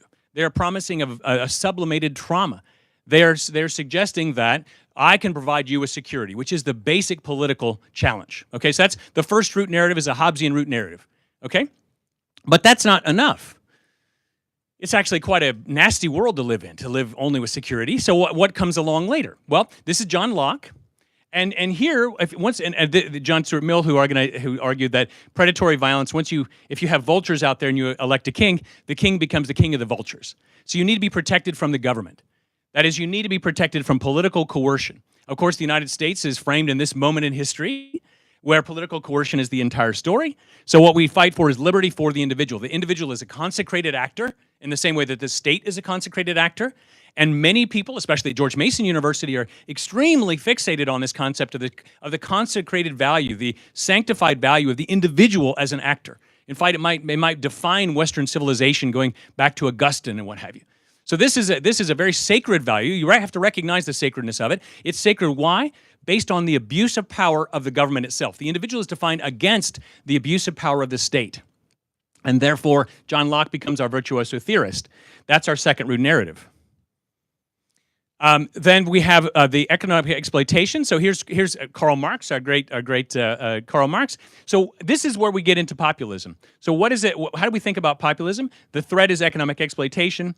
The notion is the consecration of the notion of people. You heard this earlier, and I thought an excellent way of characterizing this is the people are the consecrated entity. The people are the people. They are the little people, by the way. It's important that you recognize they're defined against elites. They're defined against elites, and they have this. This character where you fight for what I'll call equality. And then finally, and this is relevant for gender too, but here's where you have the Frantz Fanon, and the threat here is cultural bigotry. So the root narrative here is the threat of cultural bigotry. The struggle is for dignity. The dignity against for what consecrated actor? The other. And the other here I could have just put Simone de Beauvoir here as well. The other can be women. So think about the sanctity of the notion of gender in our politics today. There's a sense in which that is a holy cause. One can struggle for. It can define your identity, as can all the others. So too can the fight for overcoming cultural oppression and racism and so on. Am I getting close to time? 2 minutes. Okay. So I got a lot more, but I'm going to jump. I won't spend all the time on it. I'm going to get to the data that demonstrates this. So you can inflect these one another, by the way, produces what I'm going to call a root narrative profile. So there's actually a practical way you can use this. You can try to characterize the way speakers present themselves, anybody, even including myself right now, and you could characterize my own discourse, anyone's discourse, in terms of its root narrative profile. I'll skip through these kind of issues. You can play with this. There's plot-driven narratives, character-driven narratives. Here's a little taste. This is a book I've just written. You can think about some of these things. How would do these inflect one another? Here's the larger 12 as they fit together. But and this is the result of it. Here's the 1993 an analysis of the Nobel Peace Prize winners. You see very different narrative profiles for Nelson Mandela and F.W. de Klerk, where de Klerk is primarily a securitarian and Mandela is mainly a dignitarian. So that is there's a different way of representing. It's a particular sample, but nevertheless it's a way when we can characterize it. You can think about this in terms of the development of history, Westphalian state formations, Atlantic Revolution, socialist revolutions, and decolonization, and so on. So there's a lot of potential. So, and I'll go with this. So in Twitter, we see this very directly. You've got securitarian character attacks what they do is they play with these root narratives. So Donald Trump is a securitarian. He's not an authoritarian necessarily. He's a securitarian. So what he does is he's attacking the Democrats in his typical way. Okay. But by the way, here's one from India where the Chinese are being attacked for their support of terrorism in Kashmir. Right? So this is a securitarian attack. It's not the same, and it might well be that there's a threat. One can never say, but the idea that we can just write off these securitarian threats is not obvious. Here's one that maybe becomes a little more appealing to general audiences who are in universities. The critique of Mohammed bin Salman. You see, is a libertarian attack. He's attacked for his murder of Khashoggi. He's in control of the state. But here's Nigel Farage as well, who's making a Brexit argument. Very, very similar. The attack is on the government itself and on the European Union as a form of state domination. An egalitarian attack. Here's Bernie Sanders, very commonly uses these kinds of egalitarian modes. It's a character attack. It's about the people themselves and these important policies that they require. But again, Sean Hannity. Sean Hannity is also an egalitarian, a populist in the way we're speaking about in this conference, where he talks about college admission scandal. So he's able to talk about those elites and the faces of greed and corruption. So in fact, this space of populism, I think what we're so concerned about is it's open in many ways to these right-wing actors, in particular because the Democratic Party has not fulfilled its historical role in speaking to the little guy or common man, as we see in surveys. And finally, this is easy to see. We have our Tucker Carlson, easy to attack him for his racism and what have you. But also we have Rudy Giuliani. Rudy Giuliani is able to make attacks on Ilhan Omar for anti-Semitism. So in summary, when do character attacks work? They work when they're aligned with political narratives.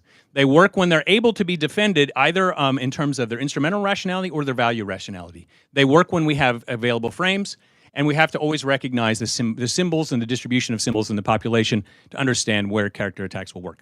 Thank you very much.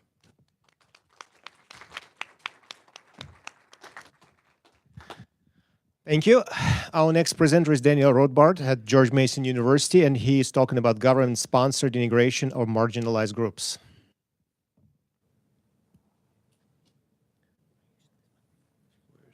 Where's my, oh, here it is.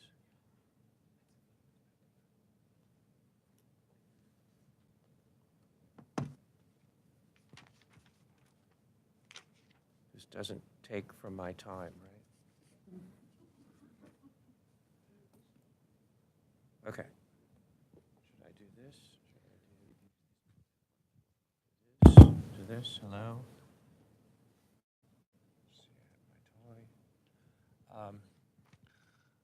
So, hello. I am just so impressed with the themes of this conference, and I want to thank the organizers for their innovation.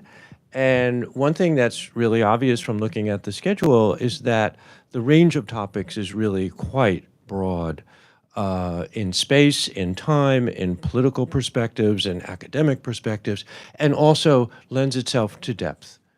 This is hardly, I don't need to tell you, this is hardly a superficial topic or a topic just for the moment. And in that regard, I want to just say a few words about a topic that I'm interested in the context of looking at the underpinnings of violent conflicts. And this is a topic that has not really been as addressed as deeply as I think it should be, and that is the topic of moral emotions, and linking, that is, moral values with emotions, individual and collective emotions. You will not be surprised that some of these topics intersect with my friend Solon Simmons' topics that we did not collaborate. This is not a conspiracy. It just happened. So in particular, the three emotions I just want to mention today are disgrace, shame, and humiliation. So we know this very well at the national level as the prelude to war. The disgrace, shame, and humiliation, very common examples. In China, they actually have a museum right now called the Museum of Humiliation. And this is to commemorate the 1842 defeat in the First Opium War. And this, of course, is used, this narrative has been used by premiers and presidents and so on since then, even to this day. Of course, we all know about the humiliation of the United States, World War II, with the attack from from Japan, the national disgrace. You can go through many, many countries whose leaders invoke the sense of national disgrace. We can call it trauma. We can call it just kind of inbred sense of victimization, many kinds of narratives, but it's very common. I want to take a completely different, instead of the macro view, microscopic, tiny, micro view, and move to something at the individual level. And I want to suggest that there are micro humiliations that when we dig deeply, we reveal some macro themes. Okay? And this is illustrated. I just want to give one example. I have a number of case studies. One example is that there was a very brief incident recently at a local grocery store where a woman who is a white woman confronts another woman wearing a hijab. And you may have seen this. It went through Twitter. It was very, kind of went. And I just think kind of this is so emblematic. Here it is. It's just very short. The protagonist says, they're standing in the checkout line. You can see the video is there. They're standing in the checkout line, and rather matter-of-factly, the protagonist woman very confidently and calmly says, I wish they didn't let you into the country. Target says, excuse me? I was born here. Oh, you were? Obama's not in office anymore. You don't have a Muslim in there anymore. He's gone. He's gone. He may be in jail, too. You're a little crazy. Maybe you need to get some help. Response, I'm fine. No, you're not, because you don't just strike up a conversation with people in line talking about stuff like that. I'm very normal. And of course, I'm a really bad actor. So you really, really need to see and experience that in the video. I'm very normal. Yeah, it looks like that, I can tell. What set you off, Obama? Now, one theme that I think really pops out is that this is humiliation. And humiliation is not just a psychological experience. We, in academics, love to make distinctions, disciplinary. We have departments, each of which has long traditions, and we lose the sense that in the moment, this is an experience that blends psychological, social, political. It's rather obvious. Look at these as speech acts. Look at each statement as a speech act. Indignation, defense, sarcastic indignation, psychopolitical indignation. It's really quite obvious. Now, this is a experience of humiliation, which of course is quite rampant in society today, intersecting with what has become known in recent months and years as the politics of rage. The politics of rage is, that's 5 more hours, right? Okay, so it is an experience, okay, and I want to focus on humiliation. But moving along very quickly, the theme that I want to emphasize is that humiliation is both a narrative experience that's been documented, which has certain patterns, and it's also a neuropsychological process. And in fact, the neuroscientists have recently identified the portions in the brain which are activated when people have a feeling of social exclusion, which includes feelings of bigotry, feelings of humiliation, feelings of social exclusion, feelings of shame. And these are 2 regions in the brain that are activated. And what's striking about this, according to these neuropsychologists, is that the activation in the brain from social exclusion are similar activation of the neural processes as physical pain. So this is, as it were, a real neurophysiological process. Now, moving along here, what I want to focus on, what I have focused on, is humiliation now in a political context. And that is to say, state-sponsored mechanisms to promote, to intensify, to invade the psychic process of marginalized groups. That is state-sponsored humiliation for purposes of disciplinary control. That is when a government techniques basically were designed to distort the notion of self in relation to other, that is to promote a sense of inferiority. There are many, many examples of this, and I've documented this, shameless plug, my book that's coming out next month, in which I examine this notion of systemic humiliation that is state-sponsored.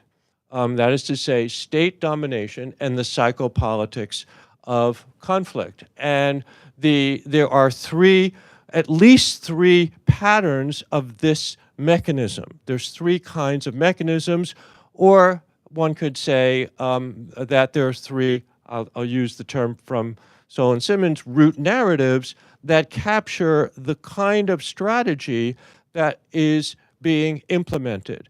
Now, this is at the system level, but of course it applies in life in a very fine-grained micro perspective. So I want to just stress the notion, kind of the metaphor of telescope and microscope. That is, we can look at this from, as it were, 100 miles high, or at the microscopic, as it were, the microphysics, as Foucault would say. The examples are really quite common. So one form of systemic humiliation are simply state directives. And we know about this, of course, with Nazi Germany, South Africa, Canada, the Jim Crow South. A second form of state-sponsored humiliation is categorical erasure. Categorical erasure is a very important but yet subtle, because it's kind of the counterfactual. It is what is erased, that as if to say that these people did not exist, that is, they are removed from the sense of the social consciousness of the national public. And this is particularly a major theme in what's called studies of race and conflict. Not surprisingly, Frantz Fanon mentions this as a major theme. Martin Luther King had this as a major theme, that the racial discrimination laws basically foster a sense of nobodiness. Malcolm X, recently Cornel West, all of the major intellectuals, and literature is really very powerful on this with respect to, I think, the great works of James Baldwin and recently Ta-Nehisi Coates. A third kind of strategy of systemic humiliation is, of course, the mechanisms of rank ordering, a very important topic, obviously, in political sociology and, of course, conflict analysis. And this is when government policies foster a sense of purity and danger with respect to categories. So the notion of pure, every time I hear the word pure, I immediately think of either the erasure or the denigration of certain, basically, dangerous groups.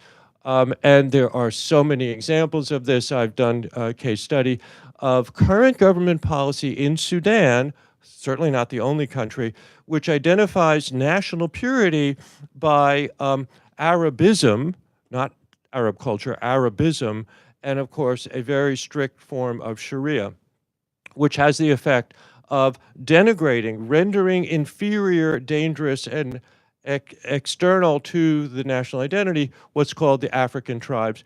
In the United States, of course, the immigration debate is all about purity, safety, and so on. As a result of all this, one of the themes that emerges from this psychopolitical analysis is a kind of what I would call existential violence. Existential violence is a kind of insidious mechanism that really goes to the feeling of one's core sense of self. It is, as it were, nullifying the existence, as it were, of oneself in a sense of identity categorization in relation to others. Existential violence is always relational. which the implication of which, of course, is that the protagonist, of course, is sense of purity. And so this very last point is that part of my project also includes not just the bad news, but the good news.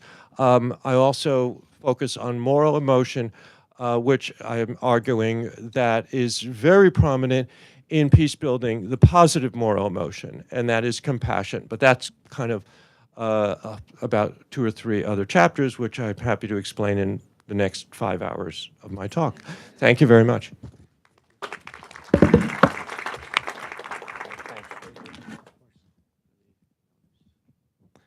Our next presentation is by Greg Simmons from Uppsala University and Turiba University in Latvia.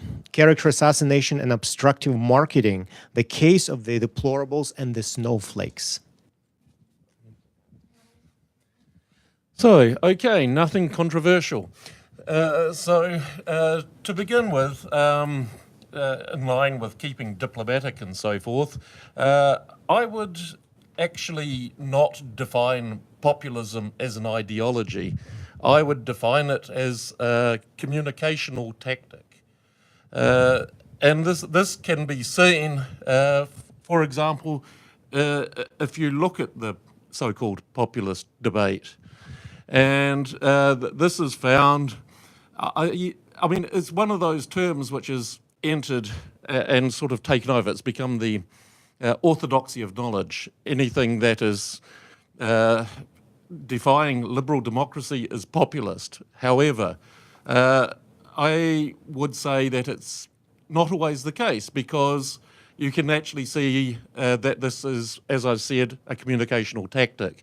And to give an example, the debate and the division lines are more drawn along political establishment versus those anti-political establishment. So while you can say that Trump is populist, Nigel Farage, Marie Le Pen, you have got, for example, Hillary Clinton saying she's one of the ordinary people while dressed in an Armani jacket. So populism is used by both sides, which is the first point that I would make. And when coming to character assassination, this has been something which has been hashed over a heap of times. So basically, it's something intentional and it's deliberate. It's intending to harm the brand reputation and therefore the effectiveness of a particular group, party, individual within a particular environment. And so when bringing all these things together within this context, 2016 was a very interesting year, but things, of course, were going before that. These directions were being travelled. And one of those particular points which sort of brought it to the front was when, of course, Hillary Clinton referred to Trump supporters as a basket of deplorables, and which sparked a debate whether this was wise or not, and there were arguments going on both sides. But what this demonstrates is not only character assassination, but a political insult. So you've got both of these elements coming in. And so what is the intention and what is the outcome? And the intention and outcome can be quite different. So the intention, looking at it on the surface, this is intended, as I say, to label a particular group as being the other and a negative other. But also, in this case, to solidify self-identity as being superior to the other. So on the one hand, to reduce the competitiveness or resonance of a particular group, but also to solidify and self-identity of the group delivering the insult. And when you look at these particular things, it forms along the lines of a political evaluation. And so a political evaluation concerns two particular points. What do I need to do to achieve my political aims and goals?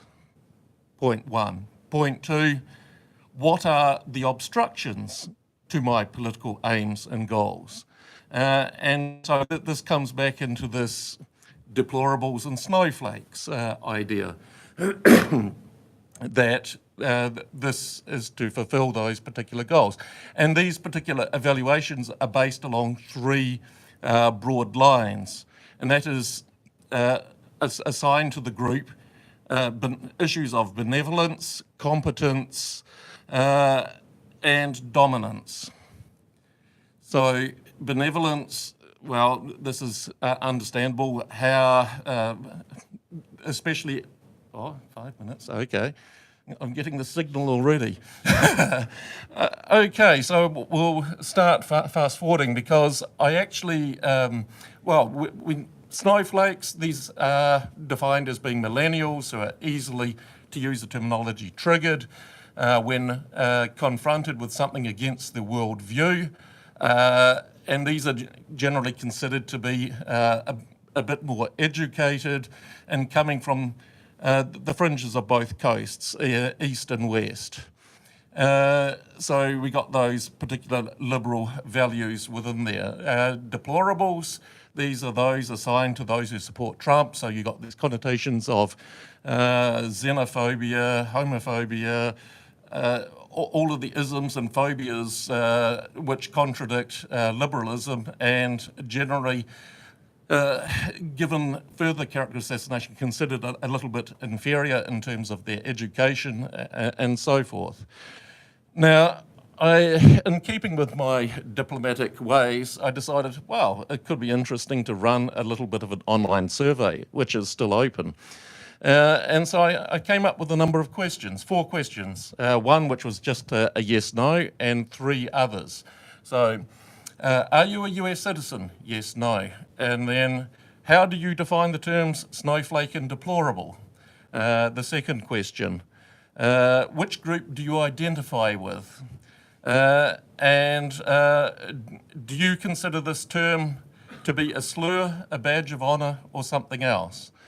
And so this is producing some quite interesting results, and it kind of comes along with a lot of the media debates, because different media are quite divided about it. There are those that are supporting the idea of these ones, but there are others that are saying this is absolutely counterproductive to have these 2 different character assassinated groups, because it prevents any kind of pluralistic and civil debate in society and hardens the positions with no ability to meet in the middle. But there's also a level of obstructive marketing. So this is where the group which has been character assassinated does not necessarily just take this as a slur as it's intended, but rather they re-engineer the meaning and significance of this to actually consolidate their in-group identity against the other. And this definitely came through with a number of the responses, and especially among those conservative oriented respondees who said they consider this a badge of honor in these particular terms, rather than an insult. Interestingly, there were also a number of respondees who said, for example, that they were liberal, but they do not consider themselves a snowflake. And there was quite a broad range of these different responses.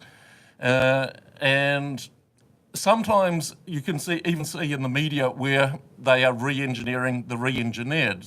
So, for example, one particular headline called Trump the snowflake in chief. So someone who is easily triggered, et cetera, et cetera. So they're actually pulling this term snowflakes and applying it to the person who is at the centre of this whole deplorable brand, if you like. So, oh, he's giving me the two fingers now. So, so looking at these, you can see that there is a lack of, there's this growing polarity between these groups.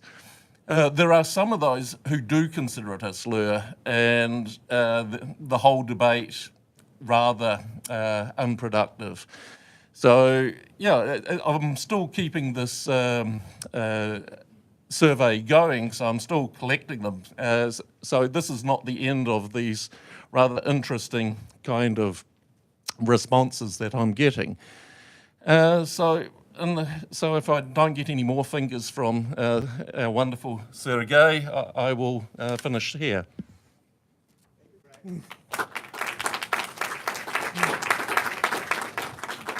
Wonderful.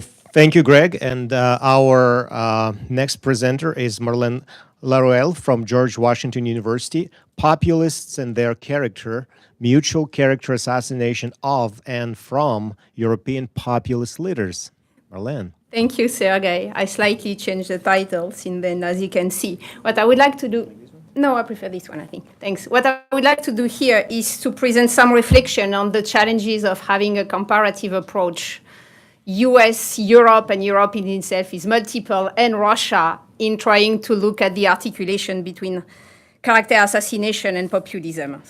So we already had several definitions of populism. I would agree with Greg that for me it's more communication techniques that can then be paired with several ideologies on the right, on the left, with some core concepts that are mostly trying to divide more than unify the society.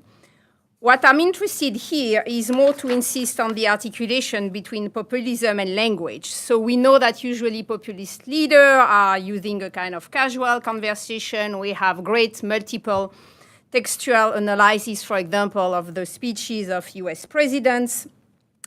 Language also means body language, and sometimes in some contexts, body language play a big role in the language of populism. Sometimes it doesn't, and I will come back on that.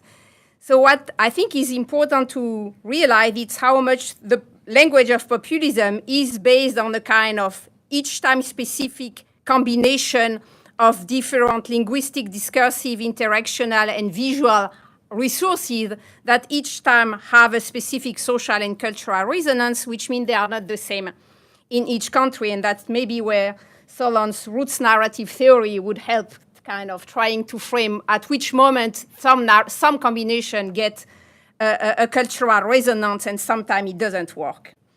One of the elements creating more and more diversity in this articulation between populism and character assassination in different cultural contexts is the overlap or interaction, the articulation between populism and gender, right? So historically, populism was always articulated with kind of traditional masculinity. We were used for Europe to have the Berlusconi case.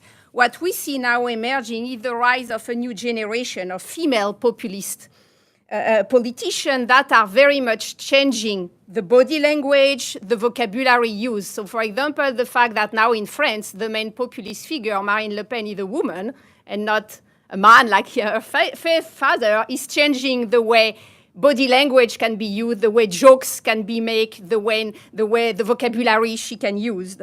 And so I really also invite you to look at the Friedrich Ebert Stiftung recent studies on the fact that women are increasingly voting for far-right populist party in Europe because they are afraid of the decrease of the welfare state, and they are also showing a growing xenophobia compared to men in relation with this idea that Islam is reducing women's rights. So there is really a kind of structural shift, probably in terms of on the way populism has been genderized traditionally as something masculine.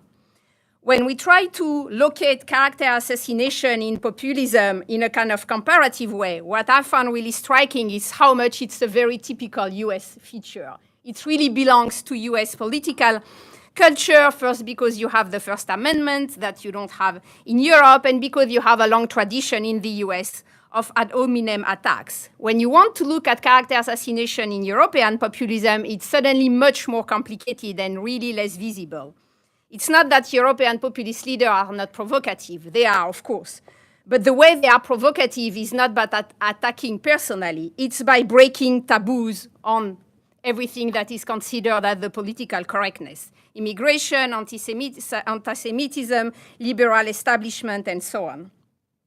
To give you an example, the almost only personal attack that we had in France during the last presidential election campaign, so it was during the Le Pen-Macron presidential debates, and he was lecturing her on something quite technical on economic issues, and you may know that Macron is married to a woman who is 20 years older than him and who was his teacher at school, and then Marine Le Pen, feeling kind of losing the control of the discussion, suddenly told him, I know you like to play the teacher and student things, but that's not my style.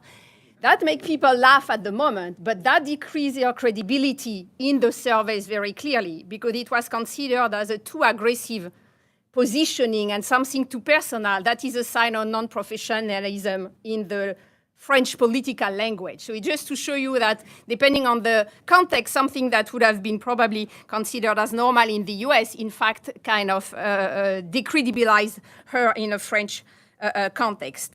What we see growing on in the European context globally, it's verbal attacks against media, not so much character assassination.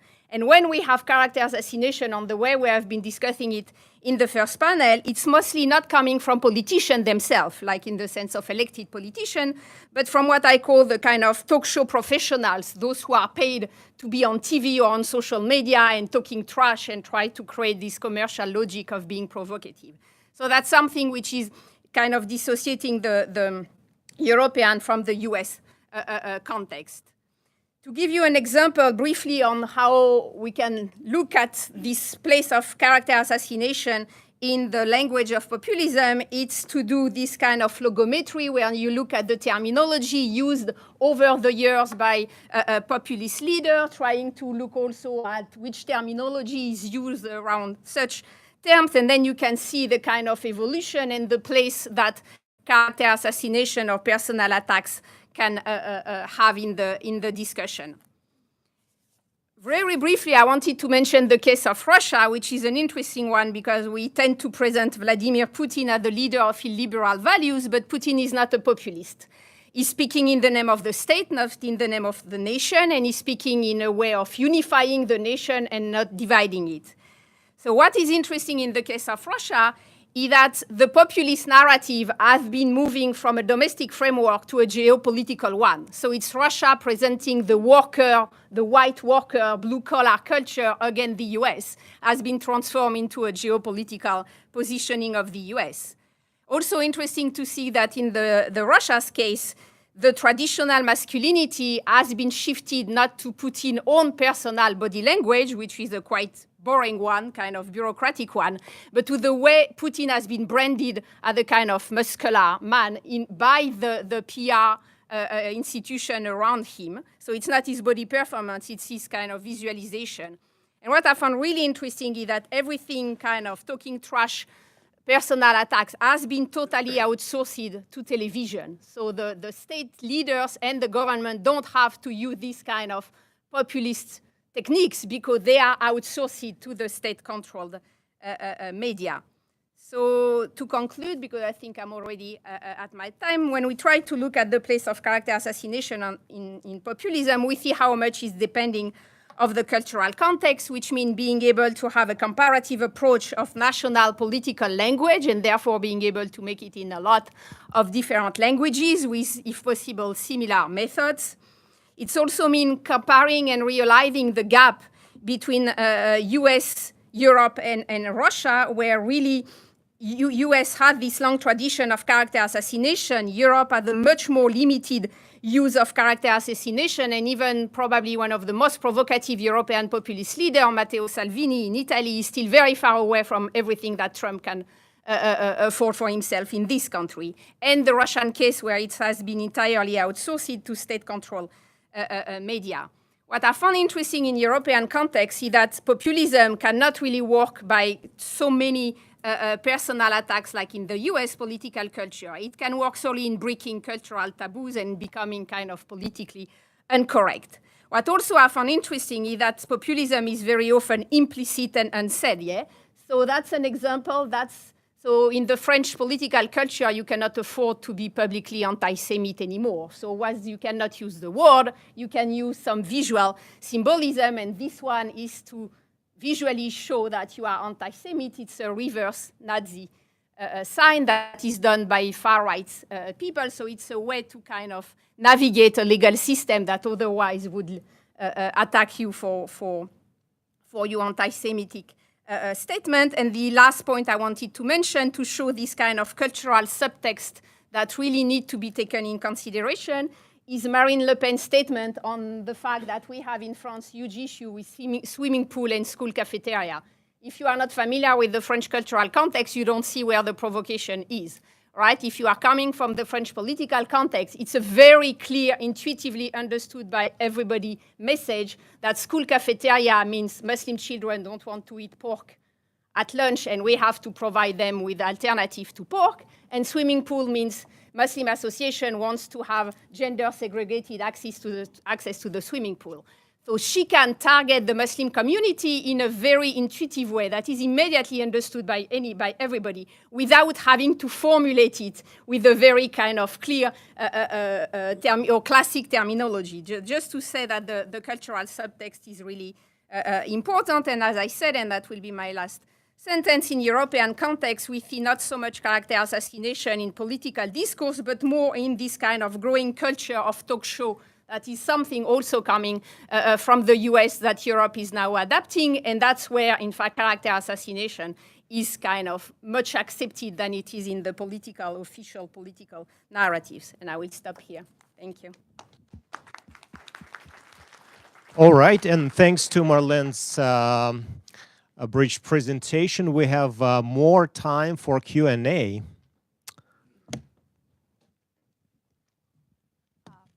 Thank you very much for such a wonderful presentations. I really enjoy it. What I see unites all your four presentations is the conceptualizing of values and power. In Solon, you present these four major values which define power. Then you speak how devaluation lead to decrease of power. And Greg, you speak how negative value actually were taken, torn apart and become the major value for identity formation. And Marlene, you were speaking about role of cultural values in decreasing or increasing power. So I would like you to maybe give a little, I know your time was very constrained, so maybe give more discussion about how a value as a tool is used in these situations, how value become very important tool in power creation. Thank you very much. Let me just also mention that Professor Karina Korosalina is an expert on so many of these themes, including one important book entitled Political Insult. I know you didn't want me to say that, but if we think about action carefully, we have to think about values. Every action intersects with a sense of what the actor feels is important, towards which it strives. That's the mistake about thinking of behavior. Behavior is a physicalistic thing. In this context, the speech acts that I illustrated in the grocery store episode basically is all about devaluing the protagonist, obviously devaluing character assassination of that person, and doing it in a way that taps into, basically exploits the political climate, obviously, and the devaluation has as a shadow presence the glorification of the protagonist. That is, each act of devaluing, as it were, character assassinating, to use a present term, each act is in the psychopolitics of interaction, self-glorification. They don't have to say it. It's also purification. And I think that kind of reversal, it's a juxtaposition of you're bad, I'm obviously then good, is a major theme of kind of looking at this as that duality of positive and negative value. Thanks for the question. I've been struggling with the concept of values for a long time because I think it's sometimes represented as a overly rationalistic, sometimes outside and disconnected from cultural currents. The theory of values that I think is meaningful or helpful in trying to do something about the problem of populism is focusing on this issue of sublimated trauma. So my theory of political values doesn't come from an abstract conception of the good. Look what unites all of us and what do we all want, and then put those in categories, which is typical in the area. But instead is to look at what people most fear, to look at human suffering, and then to recognize how that's sublimated in higher values. So peace emerges out of war. Freedom emerges out of coercion, and so on. So thinking in that way allows us then, therefore, to think about, well, what are these populist populations? What is it they need? If I'm right, then we need to recognize their pain. We need to look to what is the source of their suffering, and we need to then, therefore, provide something in the place of what we're doing. You have characters who are doing that in ways that might be nefarious, but there are better ways to do that, and so that's why I think. For example, securitarian is a better word than authoritarian because the value is not authority, the value is something else, and that therefore you might try to address why is it that all of why does the white working class in the United States, for example, why are they attracted to this kind of nationalism? And these are the things that I think would come out. Well, the values, I think, are central for the purpose of mobilization. You simplify reality on an emotional state, and it's much easier to mobilize and get people to do what you want them to do when they're emotional rather than when they're rational. And so this drives things a lot quicker and a lot faster. So on the one hand, it's about this mobilization. It's about this othering of the other. It's about bandwagoning within your own particular group. I mean, it serves multiple functions in a relatively short space of time. And what it in effect does is you have the two extremes, but these are not the radicals. The Snowflakes and the Deplorables are not the radicals. The ones who hold the middle ground, who do not take sides, these become the radicals within such a context. All right. Thank you. Question to Marlene. You mentioned example of Russian commentator Solovyev, right there, and I heard in February in Russia, he well-polished, articulate, glamorous millionaire, just thrashing one of the billionaires, just oligarch, just really just for 5 minutes, just almost profanities, but also attacks. And the cab driver said, wow, this guy is so strong. Do you think that's a character attacks? Not only do they destroy characters or attempt at destruction, they also promote populist leaders. So, or the followers. I'm so brave to attack them. That's why my rating's going up. Do you think is it possible in those contexts in France, for example, in Russia? Well, depending on the context, but clearly in the one you are mentioning for Russia, yes, I think the attacker can be recognized for his skills at attacking, and that can be seen as something valued. It's a difficult balance to find. So, for example, in the French case, Marine Le Pen went too far away, so she mismanaged her skills at attacking personally. Maybe also because she's a woman, and so the room for woman populist leader to attack is the balance is different from a woman and for a man. But so I think the attackers got its skills valued when he's able to make very kind of strong and good quality attacks. Hi. I want to ask all the panelists. If you agree with populism being like sort of a shortcut, and also we've seen a lot of Democrats in the United States not really taking shots at Donald Trump because they're scared of the backlash. So.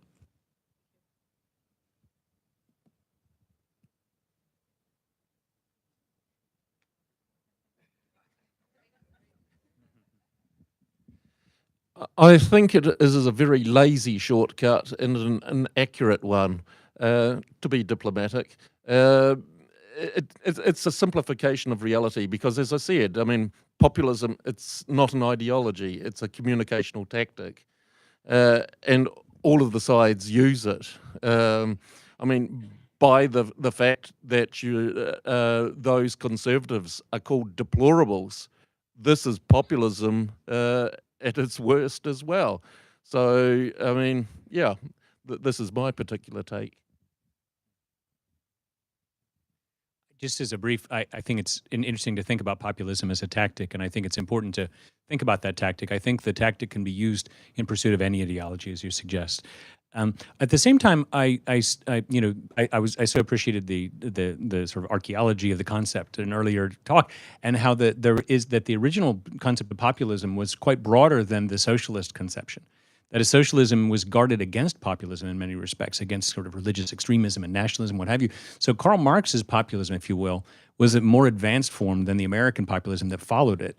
But the American form may have been more true to a conception of the iconic, let's say, tendencies of the people. Remember that in ancient democracy, that in ancient Athens, democracy was a slur, you know.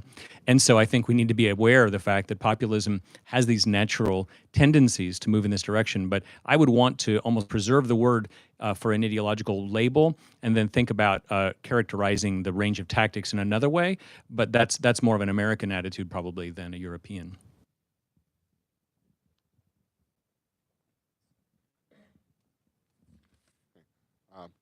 I'm not sure if what I have is a question, but partially it is. But Milton Rokeach is, I think, in his work on both dogmatism and values, are relevant to the issues that are being discussed today. It appears clear to me that on both the right and the left, when dealing with issues of populism, there are dogmatists. And who confuse issues and tend to blind, the description of Democrats as both socialist and communist. It's a classic dogmatic explanation of why that occurs. So it's very useful to go back and read what is a classical piece of psychology, which was his article on the nature and meaning of dogmatism. But the second thing, and I think this goes back to the issue of values, are his studies of value systems in the United States and abroad that view values as both hierarchically structured. They're all important, but some are more important than others, but they're also both culturally and contextually relevant. So values shift and become important because the things we're talking about today, the issues that we're confronting today. And so, I'm not sure it's a question, but I think it's something that needs to, it would be useful to address in dealing with these issues. I could not agree more. I don't know that article that you're referring to, but okay. Just very briefly, one of the things, of course, the cultural underpinning is really very critical. There is a kind of back and forth from the future to the past that's going on here. That is, values suggest what we're going to do the goal that we are going to achieve at some future time, but they enliven very important cultural themes from the past, historical themes. That is, the memory are enlivened. So there's a kind of cognitive a trickery that's going on without people knowing, not trickery, but mechanism where people are thinking about the future, but tacitly invoking in themselves a sense of what's important from their past. And I'm talking about collective national past. It could be ethnic and so on. Yeah. Thank you for the presentations. I have a question for Madame Laruelle. And did you heard about Laurent Louis? He was a deputy in the House of Parliament in Belgium, and he make a strong use of character assassination on the public stage, and it was really, really shocking. And he was also a companion of Dieudonné and Alain Soral. And what do you think about that episode? And I think you are right to point that is quite unusual in European context, but I think there are an increasing movement, an increasing use of character assassination in European context and in Belgium too. Yeah. Yeah, thank you. I think I agree. I think that so the fact that populist leaders who are elected or who are on a real electoral strategy of getting power need to be careful on the way they manage character assassination, because it's a difficult topic in a European context. Those who are more radical than that, those who are on the far right, the radical side of the traditional populist movement, can afford more kind of provocation because they are not on a kind of purely electoral strategy. So people around Dieudonné and so on in France, that's what they can play with because their goal is not to be elected, right? While if Marine Le Pen's goal is to be elected, she needs to play with that games in a much more subtle way. And the case you mentioned for Belgium is an interesting one. And I think, yeah, it's thriving globally in the European political landscape. But what I found interesting, it's how it is outsourced, as I say for the Russian case, but it's arriving in Europe, outsourced to talk show. Kind of, you have a whole generation of kind of pseudo-professional politicians who are in fact not elected people, but kind of TV figures, kind of public intellectual, playing that populist game, who can afford much more than what the traditional politician can play. So it's coming through the kind of talk show culture and not through the traditional political culture itself. So I'm going to probably have a little bit more difficult question for you. At what point does basically stating the truth or complaining about, for example, the problems that you see, at what point does it not become character assassination or marginalization? For example, Solon, you talked about that, some of the narrative frames for politics for mobilization, they'll talk about security of the state. And Daniel, you talked about mobilization, marginalization, if you complain, for example, about people maybe crossing the border. But, for example, we do have drugs coming across the border. We do have cartels coming across the border. We do have human trafficking coming across the border. And what's funny is, what I love, Solon, was I'd forgotten about that quote you had from Trump. I work in Mexico. I was in Mexico 3 months ago, and I heard about those people that have crossed the border and are causing crime and problems. And we wish they weren't here, but it wasn't on this side. It was in Mexico. So my question is at what point, for example, can people talk about problems? Another example, for example, Southern Europe, talk about immigration. If you're Greece with 9 million people and you now have 2 million immigrants, you might complain. At what point is it no longer complaining, but rather, is it not marginalization, or is it not, for example, character assassination?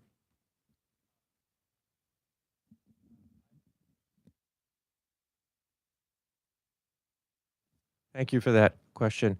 I think you hit on a major challenge with the frames that we're all invoking, including my own.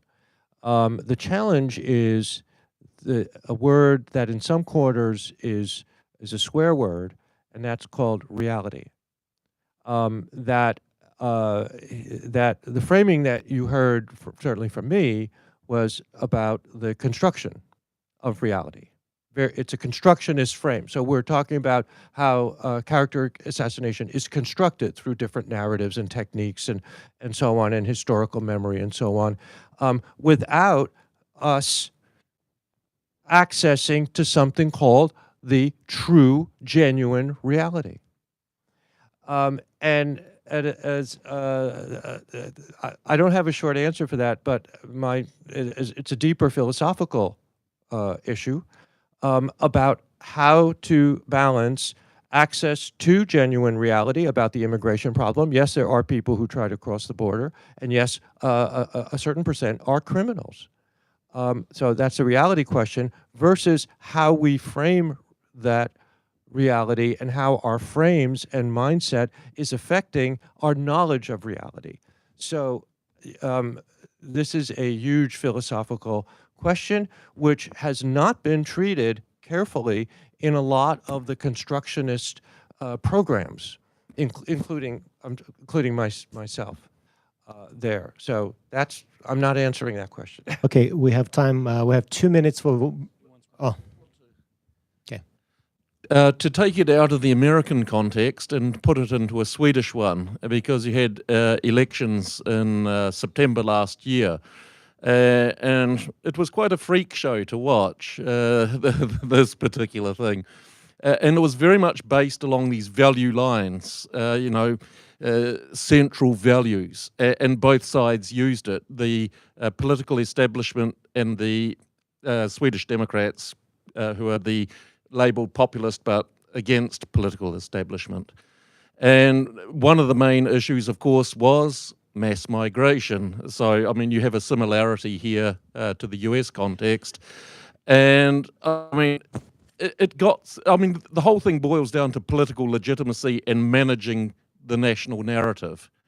And managing the national narrative increases your chance at maintaining political legitimacy. And to give you an idea just how badly this was managed, mass migration was the #1 issue.